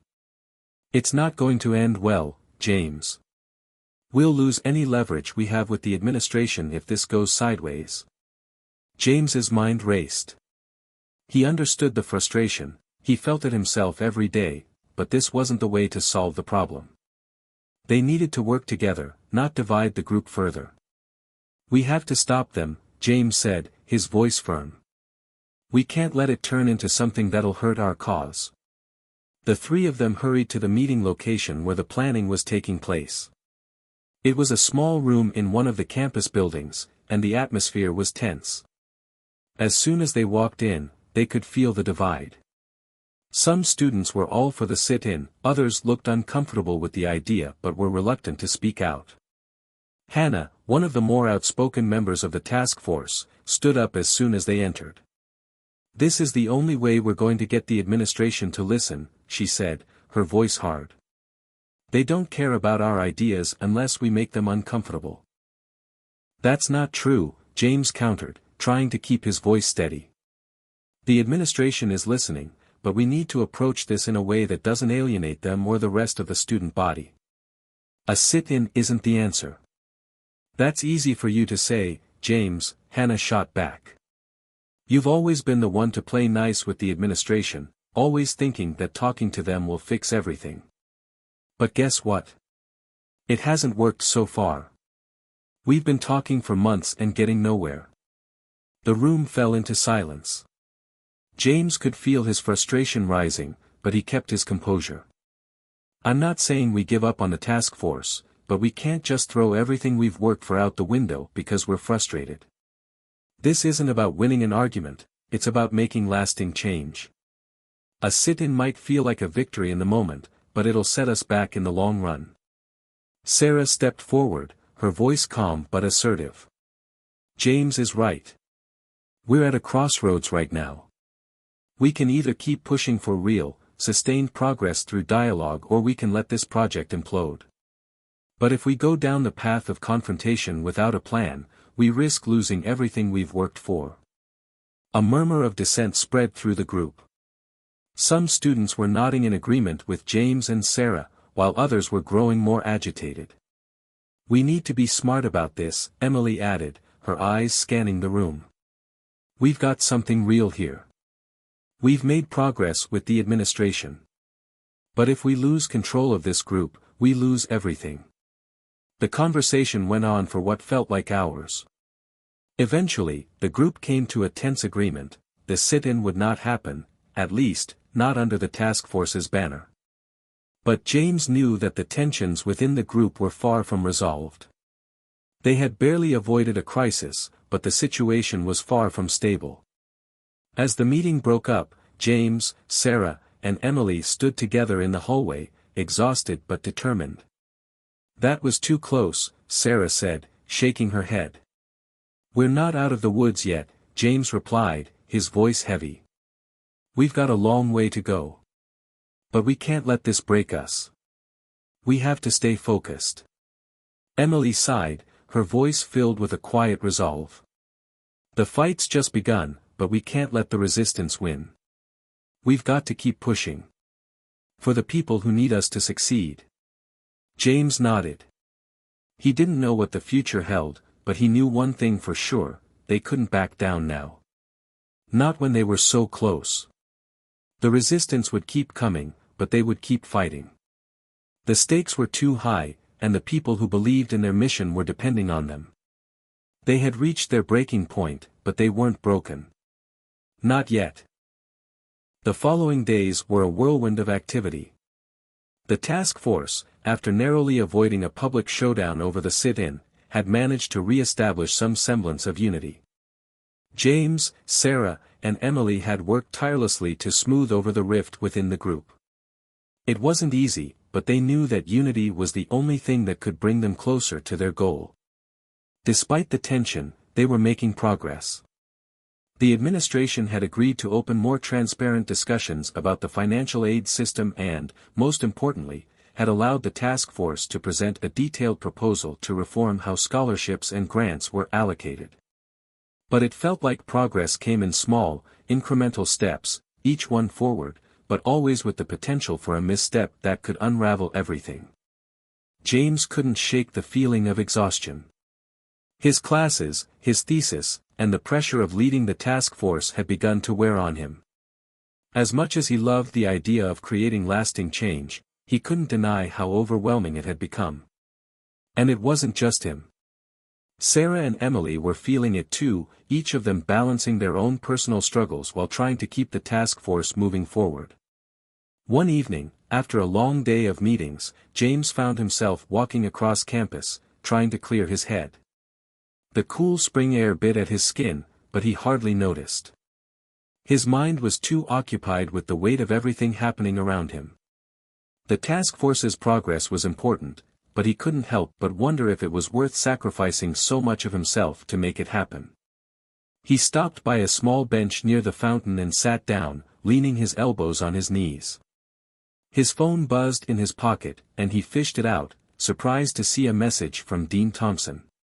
"James, I'd like to schedule a meeting with you tomorrow. We need to discuss the next steps for the task force." James stared at the screen for a moment, his heart rate quickening. This was it. The next big step. They were finally going to have a real conversation about the changes they had proposed. But there was still a knot in his stomach. The administration had been slow to act, and he feared they might try to water down the task force's recommendations to make them more palatable. Still, he couldn't back down. They had come too far. The next morning, James walked into Dean Thompson's office with a sense of both anticipation and trepidation. The office was sterile, its beige walls offering little comfort. Dean Thompson, a man of middle age with glasses perched on the edge of his nose, looked up from his desk as James entered. He offered a tight smile. "James, good to see you. Please, take a seat." James sat down across from him, trying to hide his nervousness. He had always found the dean to be somewhat intimidating, but there was a level of respect between them. Still, he couldn't shake the feeling that this meeting was going to test just how far the task force's ideas were going to be allowed to go. "We've reviewed your proposal," Dean Thompson began, his voice measured. "And I have to say, I'm impressed with the amount of effort and thought you and your team have put into this. You've clearly done your homework." James nodded, keeping his expression neutral. "Thank you, Dean Thompson. We're all committed to making real change. We believe these reforms are necessary, not just for the students who are struggling, but for the university's long-term success as well." Dean Thompson leaned back in his chair, his fingers steepled together. "That's where things get tricky, James. We've discussed your proposals with the board, and there are some concerns. Some of the recommendations, particularly those around financial aid transparency, are things we can implement immediately. But others? They're more complicated." James felt his stomach twist. Complicated in what way? Let's start with the scholarships and grants. It's clear that the current system is not serving everyone equally. I believe we can work together to address that. But your suggestion to revise admissions policies to account for socioeconomic status, well, that's a much harder sell. The board is concerned about the potential backlash from donors, alumni, and even some faculty members. The perception could be that the university is abandoning merit-based admissions for more politically motivated criteria. James fought to keep his voice steady. But that's the whole point, Dean. The current system is built on a foundation that favors those who are already privileged. We need to change the structure so that everyone has an equal shot. Without that, nothing will truly change. Dean Thompson's expression softened, but only slightly. I understand your point, James. But you're asking us to make some very bold moves. And those kinds of changes can have ripple effects that we're not sure we're prepared for. There's a balance between pushing for change and maintaining the university's reputation. James took a deep breath, trying to keep his emotions in check. He had known this wasn't going to be easy, but hearing it all laid out in such stark terms made it feel even more daunting. So, you're telling me that even though we have a clear plan for improving access and equality, we're being held back by concerns about reputation and donors? The dean didn't flinch. It's not that simple, James. We want to make progress. We need to make progress. But we also need to make sure that progress is sustainable. The reality is that this university is a business, and we can't make major changes without considering the consequences. There's a lot of money at stake. James's heart sank. He had known that the financial side of things was always going to be an obstacle, but hearing it so clearly laid out was different. He felt like the weight of the system was bearing down on him in a way he hadn't fully anticipated. I understand, James said quietly. But we can't just keep kicking the can down the road. These changes are needed now. And if we don't do something, we're going to keep losing students who deserve a chance. Dean Thompson studied him for a long moment before responding. I agree with you. But you'll need to work with us to find a compromise. The board wants to move forward, but we'll need to phase in some of these changes gradually. We can't promise immediate action on everything. James felt a flicker of hope, but it was tempered by the realization that progress might not come as quickly as he had hoped. I understand. But I hope you realize how important this is. We can't afford to wait. The students we're fighting for can't wait. Dean Thompson nodded. I hear you, James. I'll do what I can to push things forward, but I need your understanding on the timeline. We'll need time to implement some of these changes. James left the meeting feeling a mixture of relief and frustration. He had made it clear that the task force wasn't going to back down, but he also understood the reality of the situation. Change was never going to be as quick or as clean as they hoped. It was going to be a long road, one filled with compromises and setbacks. As he walked back to his dorm, James realized that he was no longer just fighting for himself or for his peers. He was fighting for the future of the university, for the students who would come after them, for the ones who had been overlooked for far too long. But as the road ahead became clearer, so did the realization that this fight was far from over. They had made a step forward, but it was a small one. The battle for true change would take everything they had, and more. James couldn't escape the feeling that the world was closing in on him.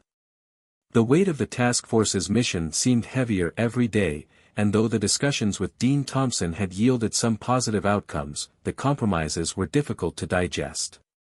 The board was willing to take some action, but it wasn't enough. Not by a long shot. Over the next few days, James couldn't shake his thoughts. He went through his routine, attending classes, working on his thesis, attending task force meetings, but something felt off. There was a nagging feeling in the back of his mind that the small victories they had fought for might come at a much higher cost than anyone had anticipated. He met with Sarah and Emily one afternoon in the campus coffee shop to discuss the latest developments. The task force had agreed on a new strategy, to keep pushing for more radical changes while working with the administration on the more immediate reforms. But that approach, while it seemed balanced, felt like walking a tightrope. Do you think we're going too fast? James asked, stirring his coffee absent-mindedly. I mean, we've barely started implementing anything, and already it feels like things are spiraling. Sarah looked at him with concern. I get it, James. But we can't slow down. We've got momentum. If we ease up now, we lose everything. We have to keep pushing, or we'll get stuck in that same cycle we've been in for years. Emily leaned forward, her expression serious. "The reality is, James, that we don't have time to be cautious. Every delay costs students. Every delay means fewer scholarships, fewer opportunities. We have to take risks." But James was torn. He understood the urgency. He understood the need for change, and he had always been the one to push for progress. But now, it felt like they were rushing into something that could have unintended consequences. He was worried about what those consequences might look like. "Okay," he said finally, "but what if we're pushing too hard? What if the administration just doesn't have the capacity for this kind of change?" "That's not our problem," Sarah said, her voice sharp.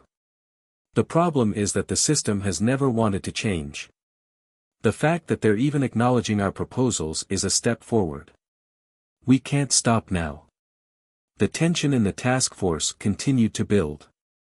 Each meeting seemed to be more heated than the last, and as the weeks passed, the group began to show cracks. Some members were growing frustrated with the slow pace of change, while others felt increasingly disillusioned with the administration's reluctance to make bold decisions. James felt the pressure mounting. Every day felt like a battle.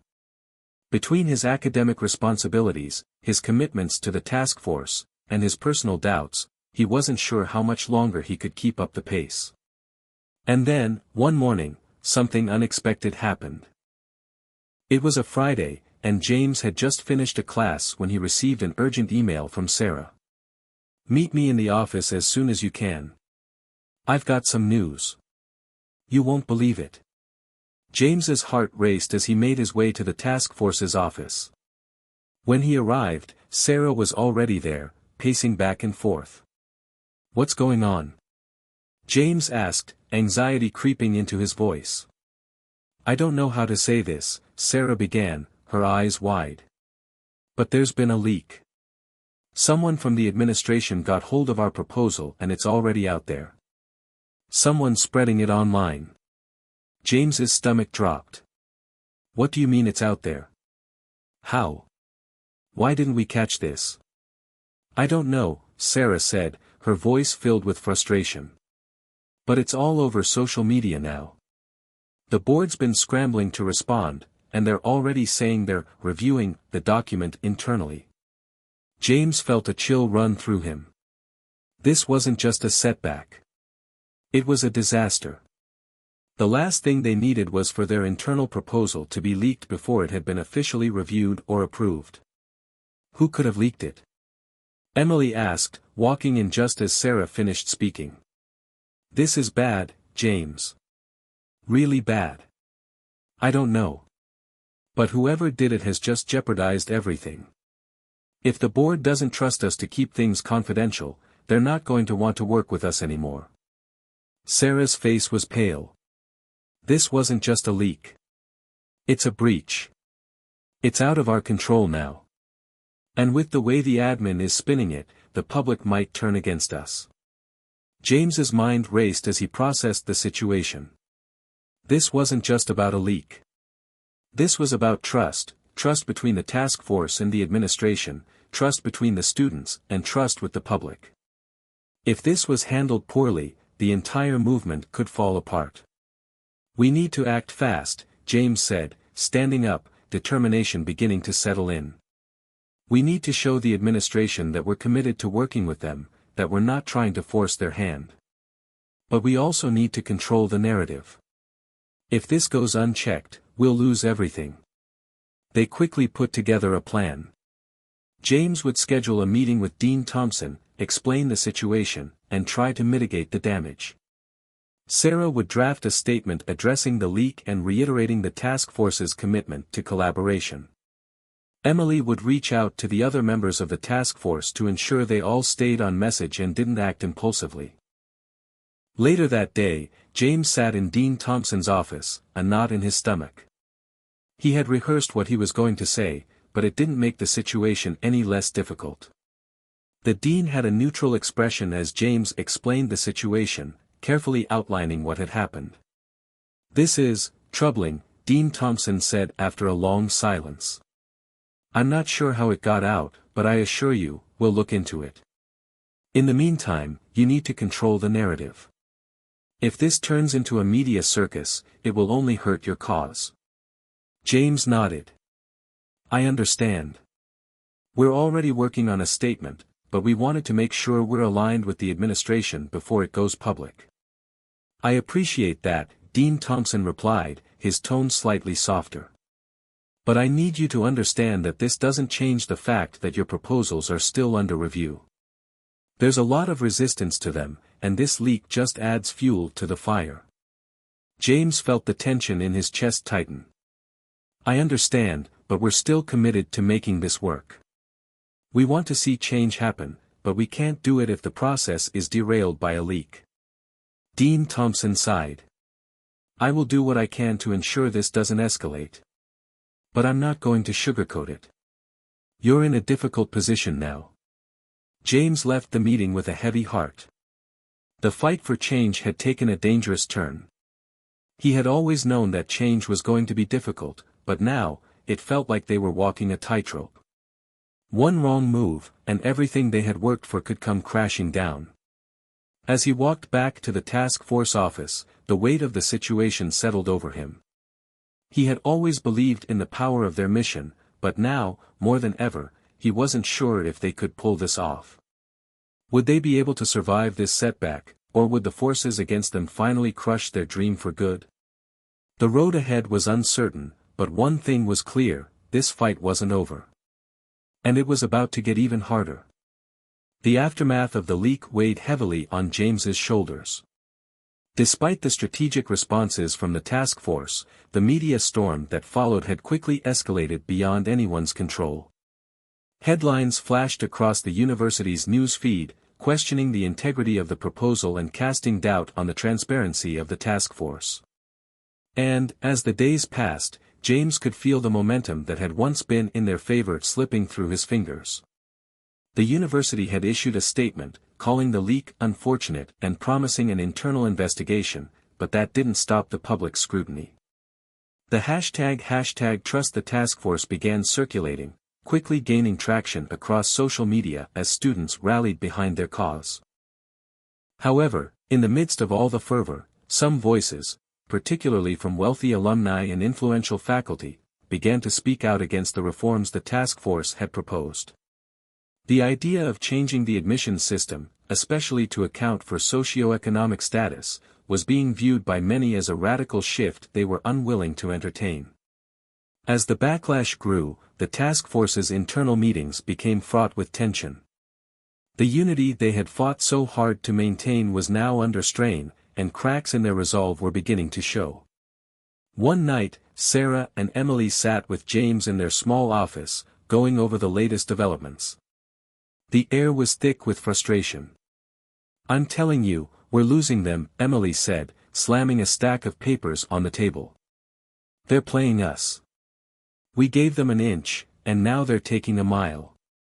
They'll drag this out until the next academic year, and by then, we'll all be forgotten." Sarah, usually the level-headed one, seemed just as agitated.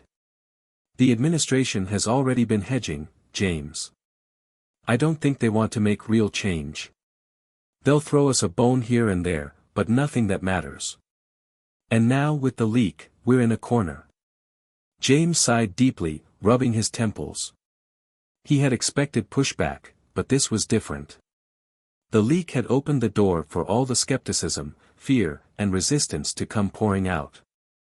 The dream he had fought for, the one where every student had an equal chance, was slipping away faster than he could grasp it. But he wasn't ready to give up. Not yet. "We can't just back down," James said, his voice tight with determination. "If we stop now, they win. And then nothing changes. The only way we get them to listen is by pushing harder. We have to show them that we won't be intimidated by these tactics." Sarah crossed her arms, a skeptical look on her face. "You're talking about pushing back against the very people who control the university. The same people who can shut us down with one phone call. Are you sure we can afford to risk it?" James's gaze hardened. "We don't have a choice anymore. If we don't make them understand the urgency, we'll never get another chance. You said it yourself, Sarah, we're in a corner. But the only way out is forward. The three of them sat in silence for a long moment, the weight of their situation hanging heavy in the air. Finally, Emily spoke, her voice quiet but firm. You're right, James. If we don't stand up now, we might as well stop fighting. We've come this far. If we let them wear us down now, it'll all be for nothing. Sarah nodded slowly. Okay. Let's do this. But we need a plan. A real one. The next few days were a blur of meetings, strategy sessions, and carefully drafted statements. The task force needed to find a way to fight back, but it couldn't be done recklessly. If they acted too aggressively, they risked alienating key supporters. But if they were too passive, they would lose their chance at meaningful change. James and the team began drafting a public letter, one that would go directly to the students. It would reaffirm their commitment to transparency, highlight the importance of their cause, and address the criticism head-on.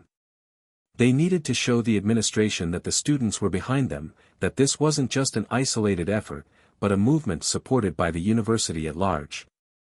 Dear students of university name, James began, typing slowly, choosing his words carefully.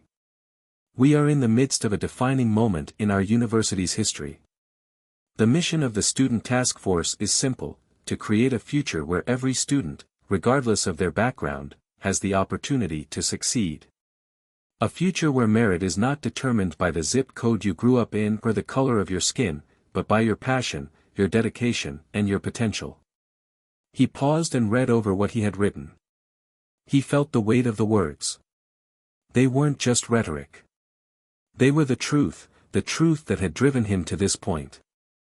We know that the proposed changes are controversial. We understand that they challenge the status quo. But that is the point. Change has never been easy. But we cannot allow fear, uncertainty, or misinformation to undermine our collective goal. We stand firm in our belief that these changes are not only necessary, they are long overdue. James continued, pouring his frustration, hope, and resolve into every sentence. By the time he finished, he felt a sense of relief wash over him. They had a message. And it was a message that needed to be heard. The letter was sent out the following morning, posted on social media, and circulated among the student body. It didn't take long for the reactions to come pouring in. The hashtag #TrustTheTaskForce gained even more momentum, and students across campus began to rally behind it. Demonstrations were organized, petitions were signed, and the pressure on the administration grew exponentially. But with the increased attention came heightened scrutiny. News outlets picked up the story, and once again, the narrative shifted. The media began to frame the task force's efforts not just as an attempt to push for equity, but as a challenge to the traditional power structures of the university. And that wasn't a narrative the administration could easily ignore. That afternoon, James received a call from Dean Thompson. His heart skipped a beat as he picked up the phone. James, Dean Thompson's voice was strained. We need to talk. Now. James rushed to the dean's office, his mind racing. What now? What was the administration going to do? As he sat down across from Dean Thompson, he could feel the tension radiating from the older man. I've spoken with the board, Dean Thompson said, looking directly at James. The situation has escalated more than we anticipated. The leak, the protests, the media coverage, it's all becoming too much. The board is considering making some public statements of their own. James felt his pulse quicken. Are they going to support the changes? The dean hesitated. It's complicated. The board's still divided. Some members are more willing to entertain the idea of reform, but others are, pushing back hard. The backlash is intense, James. The alumni are angry. Donors are threatening to pull funding. We're in a difficult position. So what are you asking me to do? James's voice was steady, but his hands were clenched tightly. I'm asking you to help us manage this. We need a resolution, and we need it fast. The task force has momentum, but we can't afford to let this spiral out of control.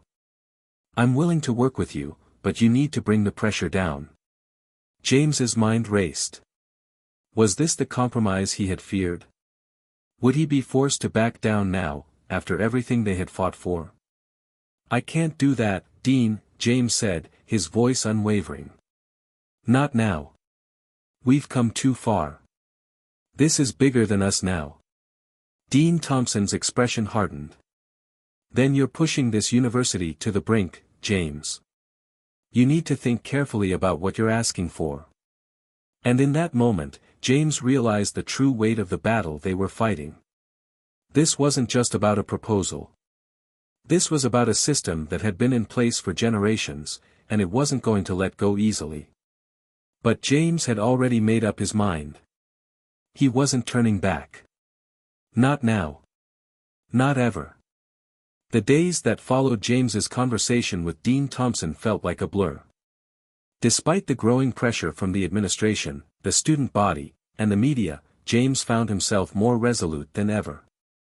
This wasn't just a fight for himself or the task force, it was for every student who had ever been overlooked, for every student whose potential had been stifled by a system designed to favor the privileged few. That resolve was tested the next day when the task force met once again. James had gathered the team in their usual meeting room, a small, cluttered space in the university's student union. Sarah and Emily were already there, their faces tense, as if they too could feel the weight of the situation pressing in on them. I'm not going to sugarcoat this, Sarah began, her voice sharper than usual. The administration is circling. They're trying to figure out how to take us down without appearing like the bad guys. And we're just giving them more ammo every time we escalate. We can't back down, James said, his voice firm. The people who oppose us want us to cower in fear, to stop pushing for change. But we can't do that. Not now. Emily leaned forward, her brow furrowed in thought. I agree with you, James. But we need a strategy. We've been acting on emotion so far, but this is becoming a war of attrition. The administration has power. They control the resources. And we're running out of options. We have the students, Sarah said. We have their support. But we can't rely solely on that. It's time we take our message to the broader community, get alumni on our side, make the faculty see that this isn't just a student issue, but a societal one. James nodded. Exactly. We need to expand this movement. This isn't just about our university anymore. It's about showing everyone that this change is possible, that the old ways can be challenged and dismantled. But despite the sense of determination that James felt, a lingering doubt crept into the back of his mind. The board had power. The administration had the money, the resources, and the connections. And if they were really as invested in maintaining the status quo as James feared, no amount of student protests or public letters could sway them. Still, there was no turning back now.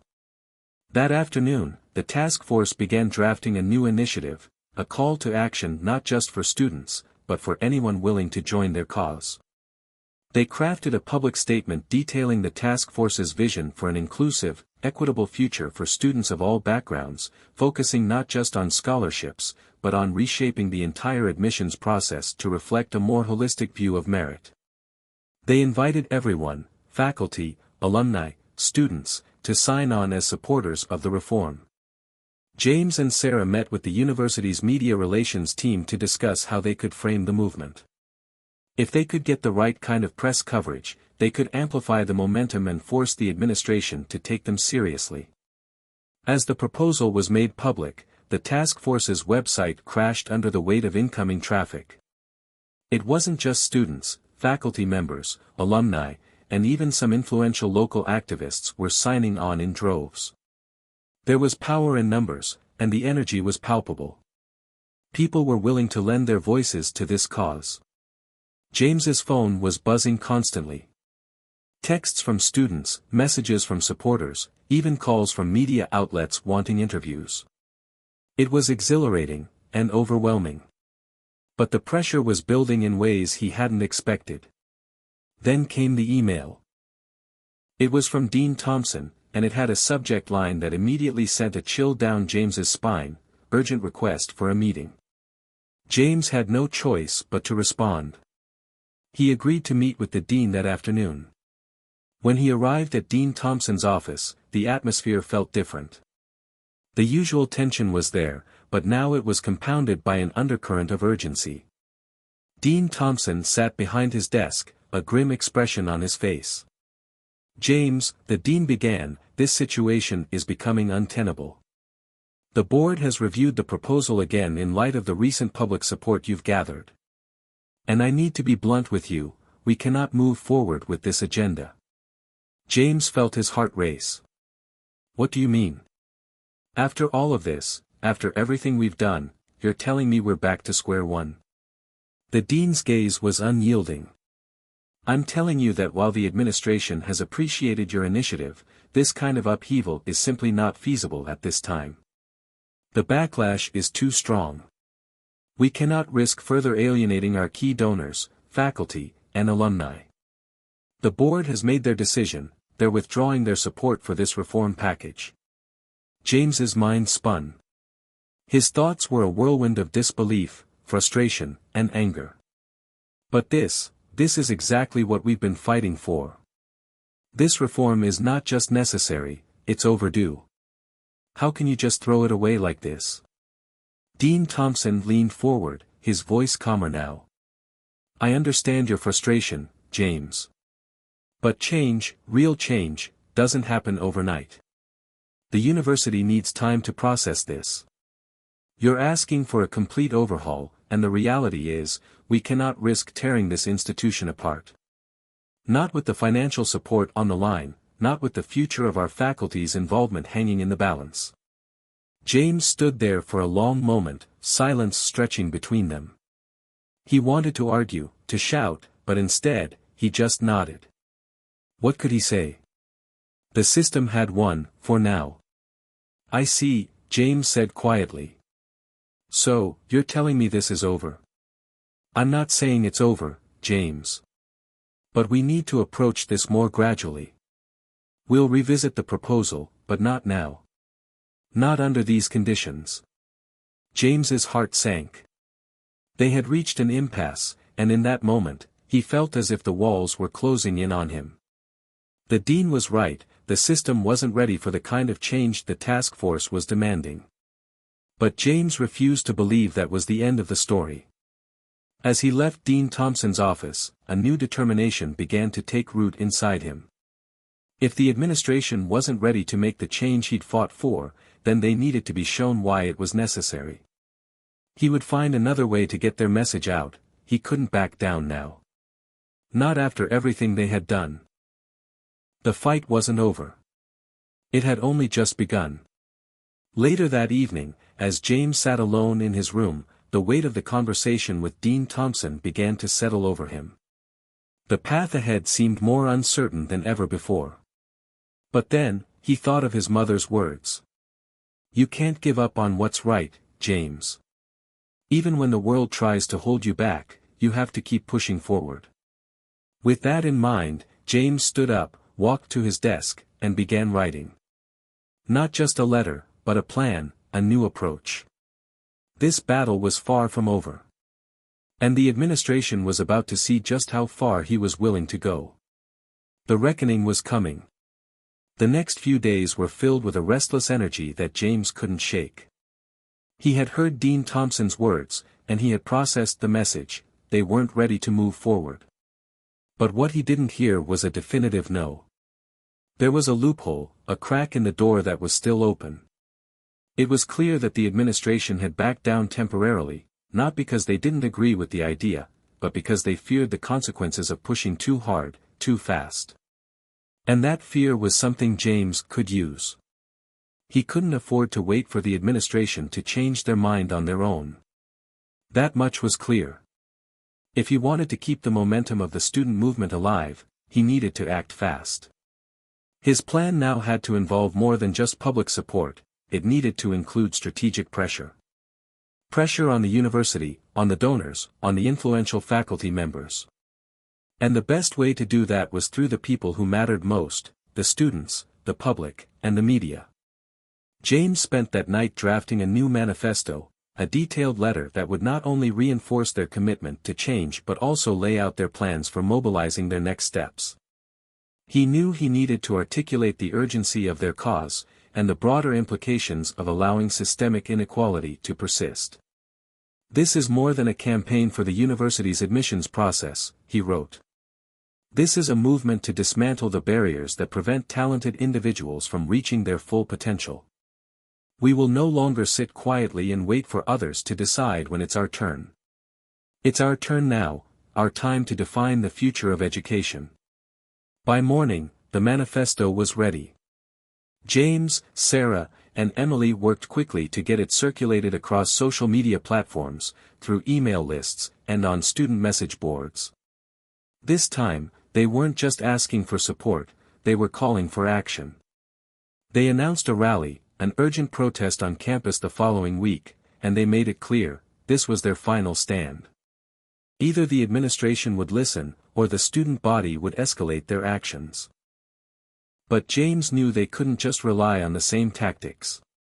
The rally would be the most visible step, but the foundation of their movement needed more strategic planning.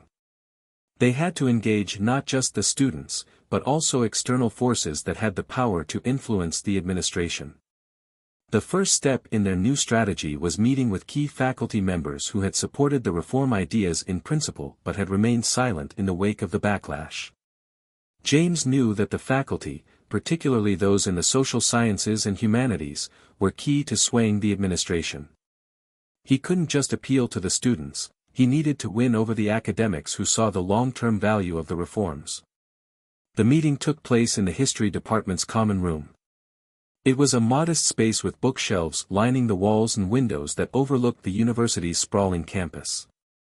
Around the table were 5 faculty members: Dr. Jennifer Collins, a professor of sociology and one of the earliest supporters of the task force's goals; Professor Leonard Harris, a respected historian who had often spoken out about the inequities embedded in the university systems; Dr. Marcus Allen, an economist; and 2 others whose names James recognized but hadn't yet worked with directly. "We can't keep quiet about this any longer," Dr. Collins began, breaking the silence as the group settled in. "The administration is dragging their feet, and the students are growing restless. They'll continue to mobilize until something is done, but we need to give them more than just moral support." James nodded. "I know. That's why I've reached out to all of you.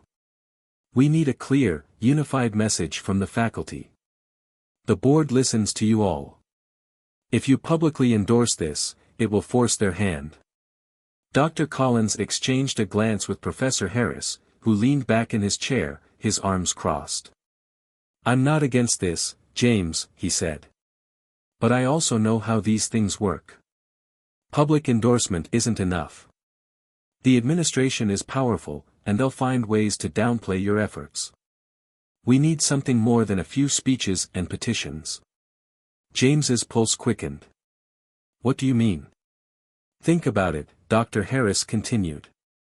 "We need a larger coalition. Not just the faculty and the students, but the alumni, the donors, and even local businesses that benefit from the university's presence. If we can show the administration that this reform isn't just a student issue, that it's a community issue, then they'll have no choice but to engage with it seriously." It was a brilliant idea, but it wasn't going to be easy. James looked around the room at the faculty members, whose support was valuable but not enough on its own. They needed a broader coalition to create the kind of pressure that could move the board. "You're right," James said. "We need more voices. We need to bring in the alumni. The donors. If they realize how much support there is for this, they'll start questioning the board's stance. And if we can get them to question that, we'll be able to force the board's hand." The faculty members nodded, a quiet agreement settling over the group. James could feel the shift in the room, the change from hesitant support to a determined willingness to act. Over the next few days, the task force worked tirelessly. Sarah and Emily began drafting communications targeted specifically at alumni and donors, explaining the stakes of the fight and the potential consequences if the university chose to ignore the growing student movement. James reached out to influential alumni, making personal calls to those he knew would care about the future of their alma mater. He appealed to them not just as former students, but as stewards of the university's legacy. It wasn't long before the support began to snowball. One by one, notable alumni lent their voices to the cause. The hashtag #SaveTheFuture spread like wildfire. Students started gathering at local coffee shops and on campus, organizing letter-writing campaigns to influential figures in the business world and the arts. They called on local media to cover the stories about students, faculty, and alumni standing together for a more inclusive future. But the biggest breakthrough came when several major donors, some of whom had previously been quiet or even opposed to the idea of reform, publicly pledged their support for the task force's mission. They had seen the student activism, and they understood that this wasn't just about one university, it was about sending a message to every institution of higher learning in the country that things needed to change. The pressure on the administration mounted, and within days, a statement from the Board of Trustees was leaked to the press. The statement acknowledged the growing concerns but remained non-committal. It seemed as though the board was trying to placate everyone, without taking a real stance. But it was clear to James that the administration was now on the defensive. They were no longer in control of the narrative. That evening, James sat in his room, staring at the glowing screen of his phone as the notifications continued to flood in. The movement was gaining more traction than he had ever imagined. But with every victory came the weight of the next challenge. The board was starting to feel the heat, but it wasn't over yet. The rally was just days away, and James knew that the moment had arrived. The battle for the future of the university, and for the future of education, was on the verge of a critical turning point. And he was ready to face whatever came next. The day of the rally had arrived, and James could feel the electricity in the air. For weeks, he had watched the movement grow from a small group of passionate students into a full-blown force to be reckoned with. News outlets were starting to pay attention, faculty members had openly endorsed the cause, and alumni were rallying behind them. But today, the movement would truly show its power. James arrived early at the rally site, the heart of campus near the quad, where hundreds of students had gathered. The space was filled with signs reading, #SaveTheFuture, change is possible, and education for all. There were students from all backgrounds, some had been with the task force from the very beginning, while others had joined more recently after hearing about the cause through social media or word of mouth. Sarah, who had become more and more of a strategic mastermind throughout the course of the campaign, was already organizing people. She was talking to faculty members who had come to lend their support, coordinating with the local media who had set up cameras to broadcast the event, and directing students to their positions for the march. Emily was standing off to the side, her arms crossed, looking at the growing crowd. She had become more intense with every passing week. Her analytical mind had taken charge of the planning, making sure every part of the rally would go smoothly. She had spoken to various student leaders and made sure they knew how to approach the media, what they needed to say to make the movement's message as clear as possible. James joined them and surveyed the scene. The crowd was massive, at least 1,000 students, faculty, and supporters had gathered. It felt like the air itself was charged with anticipation, like something monumental was about to happen. "Do you think the board's going to cave today?" Emily asked, her tone tinged with both hope and skepticism. "I don't know," James admitted, his mind still reeling from the high stakes of it all. "But we're not backing down. This is the moment. If we don't make them see how serious we are, then it might be over." He turned to see Sarah approaching, a grin on her face. "It's all coming together. The media's here. Alumni are showing up. People are already chanting. We're making an impact."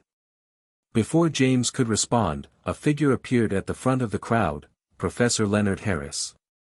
He had been one of the first faculty members to lend his support to the task force, and he had been vocal in calling for change on campus for years. As one of the main speakers of the rally, his presence was symbolic. If there was any hope of getting the administration's attention, it was people like Professor Harris who would help tip the scale. "We're about to begin," Professor Harris said, his voice strong. "Are we ready to make history today?" The crowd erupted into cheers. James took a deep breath. There was no turning back now. It wasn't just about this one rally, it was about making a statement that could echo far beyond the boundaries of this campus. The rally began with speeches from several students and faculty members. There were impassioned calls for change, for equity in education, and for the removal of systemic barriers that kept talented individuals from achieving their full potential. James watched as the crowd cheered and shouted their support for each speaker. Each message was clear: the status quo was no longer acceptable. When it was James's turn to speak, he walked up to the stage, feeling the weight of the moment settle on his shoulders. The sea of faces before him was overwhelming: students, professors, alumni, all staring back at him with hope and determination in their eyes. This was it. This was what he had been working toward for so long. His words mattered now more than ever. He grabbed the microphone, taking a moment to steady his breath.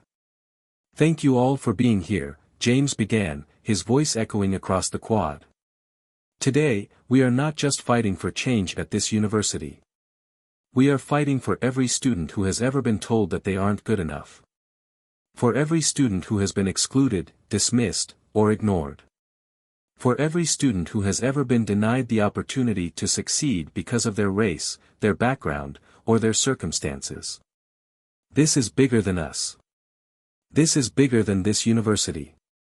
This is about ensuring that every single student has the chance to reach their potential, no matter who they are or where they come from."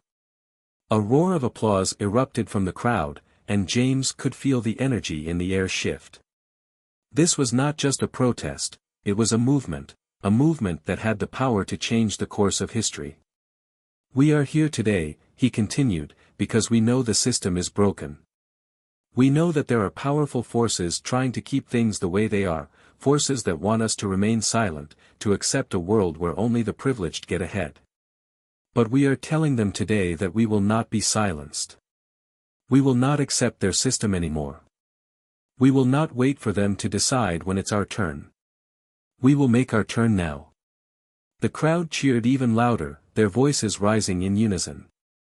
"We will not rest until this university, and every university, sees the value in diversity. In inclusion. In giving every student, no matter their background, the tools they need to succeed. Our fight will continue until every single student has access to the same opportunities. We will not stop. We will not give up." James raised his fist in the air, and the crowd followed suit. A sea of raised hands, all unified by the same cause, filled the space before him. In that moment, James felt something shift within him, something powerful, something unstoppable. As the rally concluded, students gathered in smaller groups, discussing their next steps. The message had been delivered. The pressure was on the administration to act. But James knew they couldn't stop here. They needed to keep pushing, keep making noise, and keep demanding change. That evening, as James sat in the student union, the events of the day still fresh in his mind, his phone buzzed with an incoming message. It was from Dean Thompson. The subject line was clear: request for an emergency meeting. James took a deep breath. This was the moment they had been waiting for. The pressure had mounted. The administration had nowhere to hide anymore.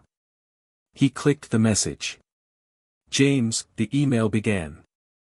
"I understand the strength of the movement you've built, and the university cannot ignore it any longer. We would like to meet with you and your team tomorrow afternoon to discuss possible solutions. Please be available." James stood up from his seat, a surge of adrenaline rushing through him. The game had changed. The administration was finally ready to talk. This was his moment. The task force's moment. And tomorrow, they would face the administration with everything they had. The rally had been a success, but it was only the beginning. Tomorrow, James and the task force would step into the lion's den. The fight for the future of the university, of education, was about to reach its climax. And James was ready to finish what he had started. The next afternoon, James found himself pacing nervously outside the administration building. The cold air bit at his skin, but it wasn't the weather that made him anxious, it was the weight of the meeting ahead. This was it. After weeks of protests, rallies, and building momentum, the university's board of trustees and administration had finally agreed to meet with him and the task force. Inside, the room was sterile and overly formal, with high ceilings and wooden panels that gave the space an air of authority. James could feel the intensity of the situation as he walked in, flanked by Sarah, Emily, and a few other key members of the task force. The entire room was filled with members of the administration, Dean Thompson, a couple of trustees, and other influential faculty members who held power over the university's future. "Thank you for agreeing to meet with us," James began, his voice steady despite the nervous energy that buzzed through his veins. "We've spent weeks making sure our message is heard. We've organized rallies, spoken with faculty, reached out to alumni and donors. But this isn't just about making noise. This is about creating real, lasting change." Dean Thompson, sitting at the head of the long, polished table, nodded thoughtfully, his hands folded in front of him. "We understand the frustration and the concerns. The board has been monitoring the situation closely."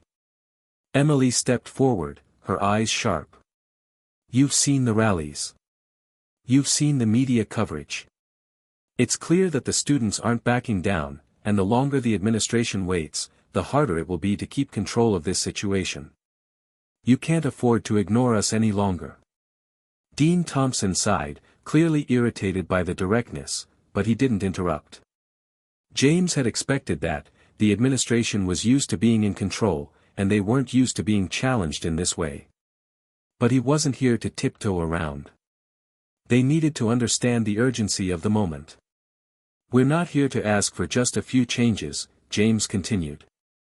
"We're here to demand that you take action, real action, to address the systemic issues within this university. Our demands are clear: diversify the faculty, change the admissions policies, and provide greater support for minority students. This is just the beginning. We're not going away." There was a moment of silence in the room. The trustees exchanged glances, their faces impassive. But James could tell they were rattled. They were used to having the upper hand, but now the power had shifted. The students were speaking with one voice, and that voice was powerful. Dean Thompson leaned forward, his fingers tapping on the table. "We've been looking at your proposals carefully. Some of them are difficult to implement. Changing the admissions process, especially in such a drastic way, will take time. It's a complex issue. And I'm not sure how the board feels about these demands yet." James felt a rush of frustration rise within him, but he kept his composure. "Time is the one thing we don't have," he said firmly. "This university has had years to address these issues, and you've chosen not to. The longer you delay, the more damage you do. We're not asking for something unreasonable. We're asking for a chance to level the playing field, to give every student, regardless of their race or background, a fair shot at success." Sarah spoke up then, her voice calm but unwavering. "We've seen the data. We've heard the stories from students. You know the gap is real. You can't ignore it anymore. We need you to make a commitment today. Not just to us, but to the entire student body. To everyone who has been affected by these policies for years." The room fell silent again. James could see that the administration was starting to feel the pressure. But Dean Thompson was still playing it cool, calculating his next move. "You're asking for a lot," Dean Thompson finally said. And I'm not sure if the board is ready to approve such sweeping changes. There are financial considerations, legal concerns, and a lot of red tape we need to navigate before any of this can happen. James felt the familiar frustration rising again, but he clenched his fists and took a deep breath. He had prepared for this. He knew they would try to stall. But now, he had to make them understand that they couldn't afford to back down. I understand that there are complexities. But you have to understand something, this isn't just about policy. This is about people. Real students who are being denied the opportunity to succeed because of a system that was never designed to help them in the first place. You talk about red tape, but what's the cost of that red tape to the students who are left out? What's the cost to the future of this university? There was a pause as James's words settled into the room. He could feel the tension building. The task force had done their part. Now it was time for the administration to decide whether they would listen, or whether they would turn their backs on the very people they were supposed to serve. Emily stepped in. We're not asking for something impossible. We're asking for commitment. A timeline. A clear path forward. Something concrete. If you won't commit today, then what's next? We'll keep pushing until you do.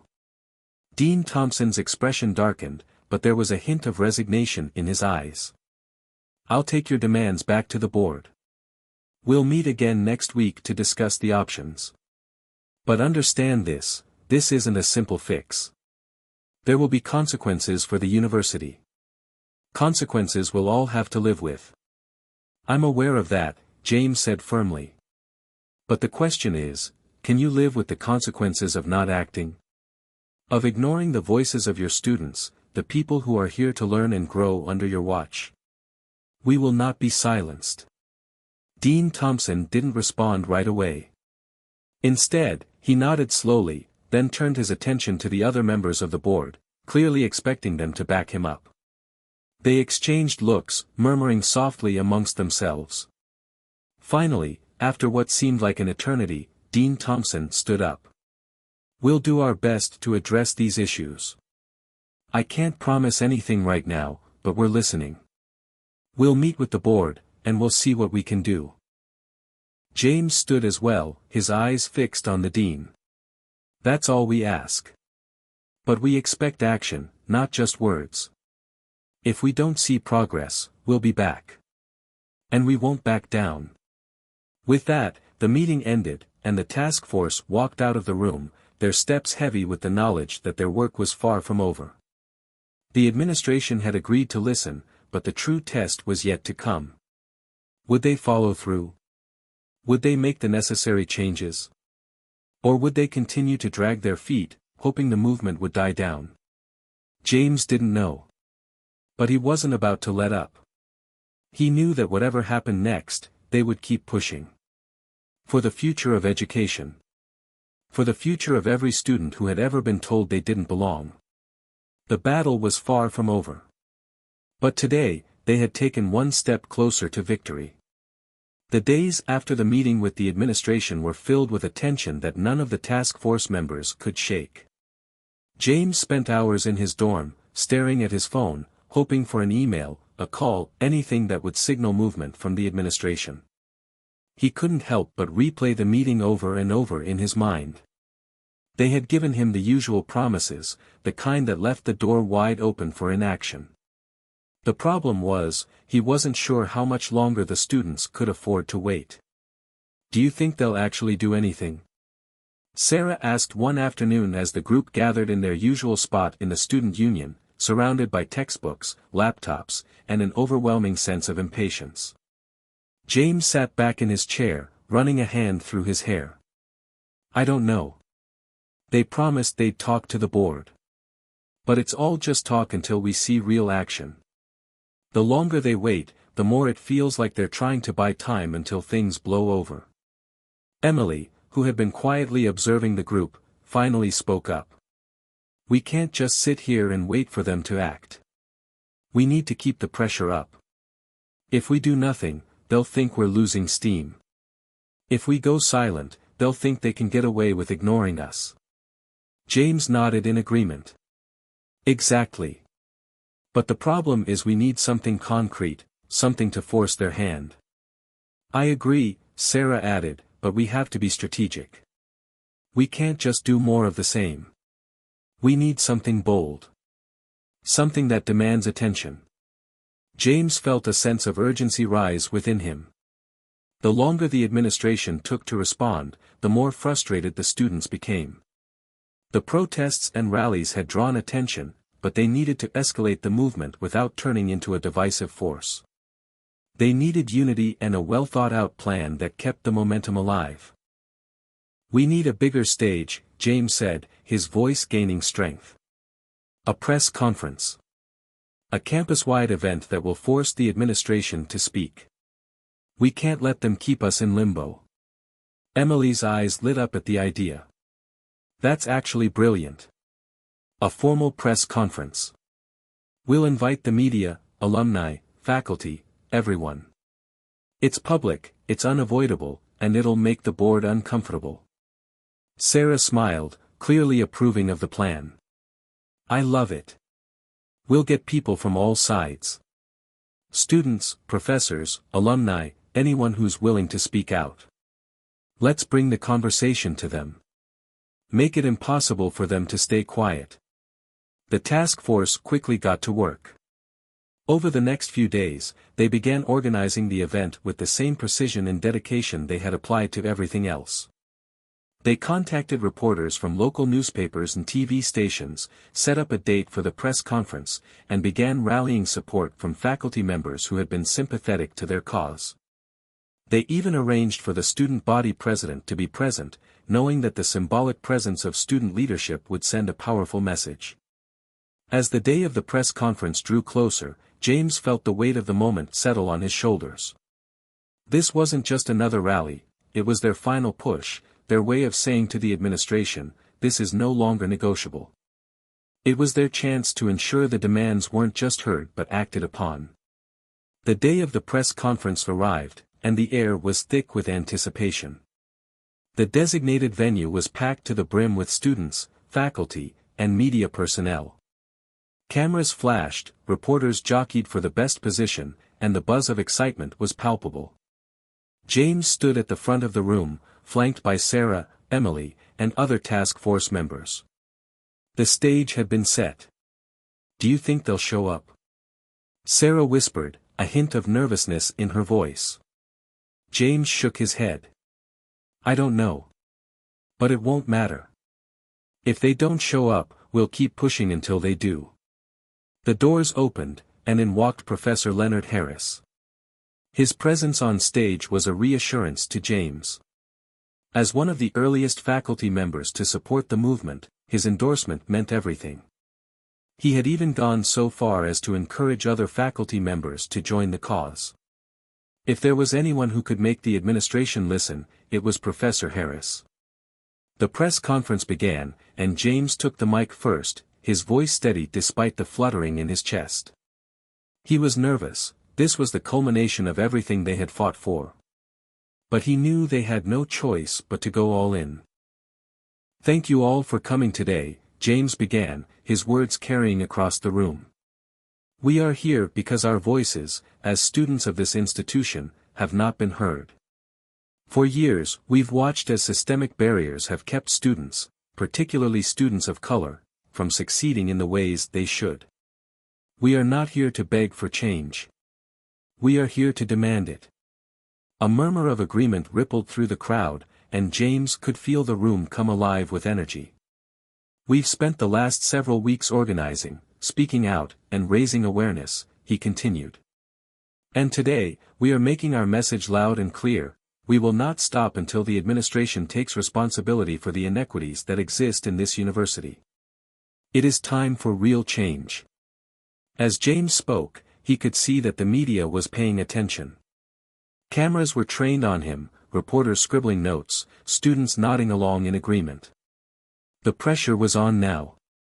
We are asking for concrete actions, diversify the faculty, change the admissions process to reflect the true potential of all students, and create systems of support that ensure no student is left behind due to their race, class, or background.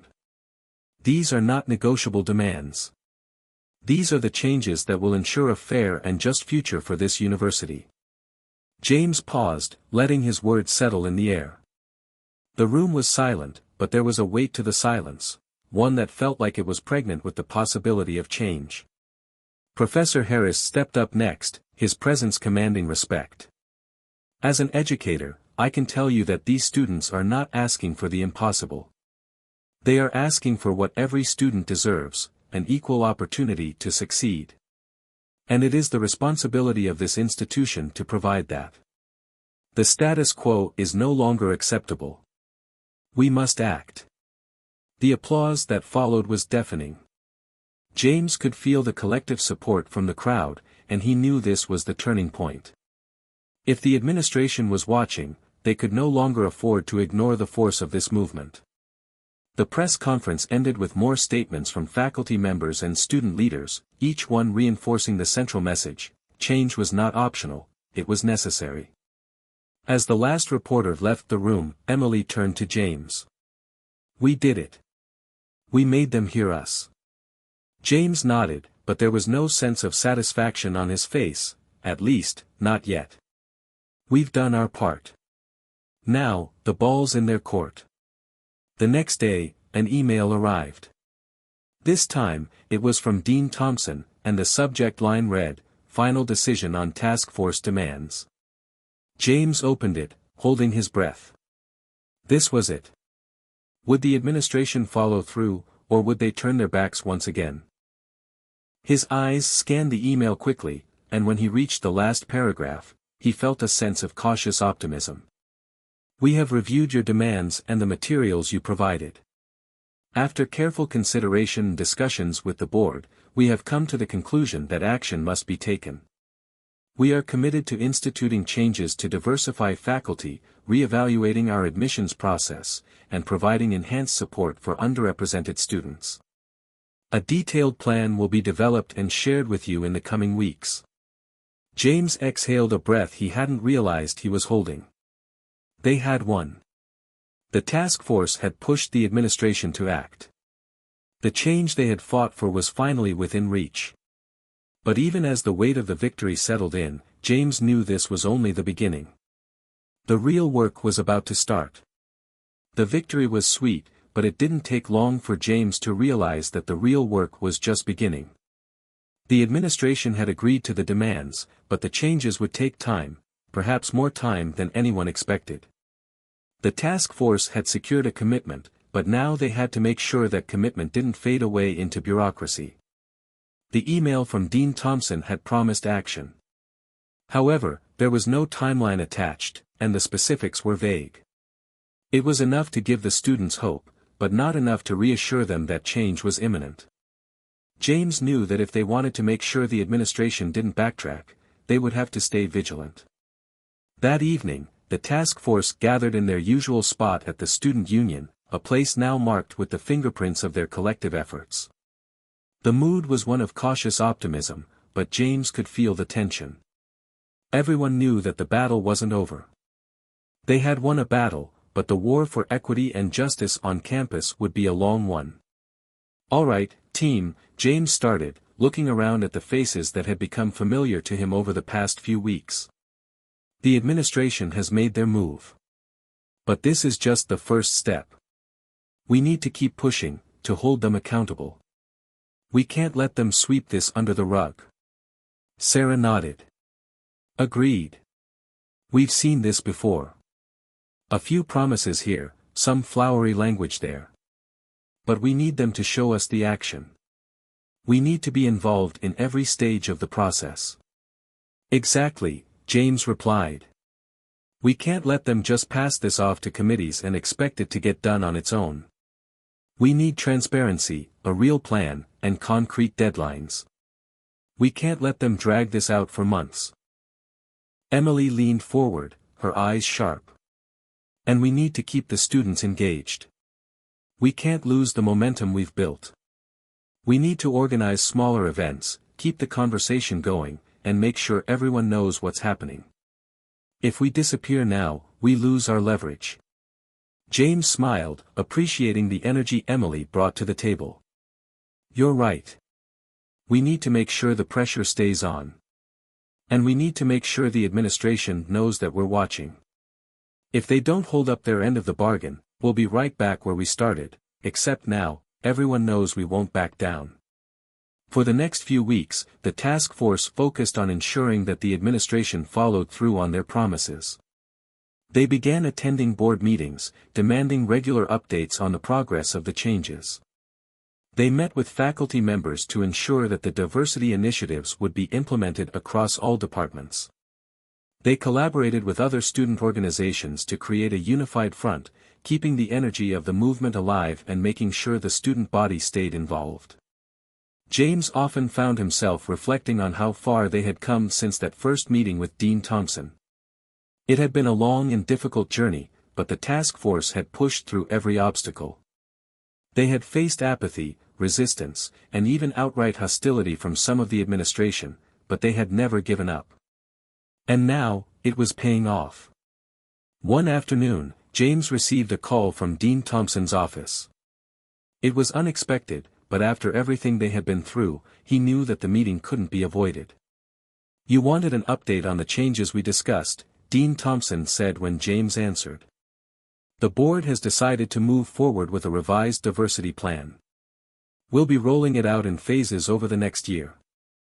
We're committed to revising the admissions process, and we're starting a search for new faculty members who reflect the diversity of the student body. James took a deep breath. This was the confirmation they had been waiting for. That sounds like progress. But what about a concrete timeline? When can we expect to see real action? We're starting with faculty recruitment and admissions review this semester. We've also allocated funding for student support services. It will be a process, but we're committed to making change. I'll send over the official proposal for your review. James felt the weight of the moment. It wasn't everything they had asked for, but it was a solid start. The university had agreed to address the issues, and they had already taken the first steps. He couldn't deny that a part of him felt proud. They had fought for this, and they had won. Thank you, Dean Thompson, James said, his voice steady. We'll be watching closely, but we appreciate that you're finally taking this seriously. We're doing what we can, Dean Thompson replied before hanging up. James stared at his phone for a moment, the silence in the room heavy with the realization that the fight wasn't over. But this time, they had a real chance to make lasting change. Over the next several months, James and the task force kept a close eye on the implementation of the changes. They continued to meet with the administration, pressing for accountability at every turn. The task force was also working on another crucial aspect of their mission, ensuring that the student body remained engaged and aware of the progress. They began organizing workshops and discussion panels, bringing in experts and advocates to speak about the importance of diversity, inclusion, and systemic reform. The response from the student body was overwhelmingly positive. More students, particularly students of color, were signing up for the task force's initiatives, eager to contribute their voices to the ongoing conversation. Faculty members began attending these discussions, and some even offered their support for further action, realizing that this was only the beginning of the cultural shift that needed to take place. One day, James received an email from Professor Harris. The message was short, but it carried a weight of significance that made James's heart race. James, I've just been informed that the board has approved funding for a new diversity fellowship program that will directly support students of color in the STEM fields. This is the kind of initiative we need. Keep pushing. We're making a real difference. The news was a small victory in a long road, but it felt monumental to James. It was the kind of change they had been asking for, direct action that would impact students' lives in real, tangible ways. As the semester drew to a close, James looked back on everything the task force had accomplished. They had gone from a group of students with a simple demand to a powerful movement that had forced the administration to act. They had sparked a conversation that was changing the very fabric of the university. But James knew the work wasn't over. The system they were fighting against was deeply entrenched, and while they had made significant progress, there was still much more to do. There were other universities, other students who needed to see this kind of change. And he wasn't about to stop now. The journey had been difficult, full of highs and lows. But in the end, it had been worth it. Because sometimes, the only way to create change was to demand it, loudly, unapologetically, and with everything you had. And that's exactly what they had done. The road ahead was long, but it was a road they would walk together. And as long as the fight for justice continued, so would their resolve. Hit subscribe and leave a comment with where you're watching from. This story might just spark a new beginning. What's one thing that always pushes you forward, even when things get tough?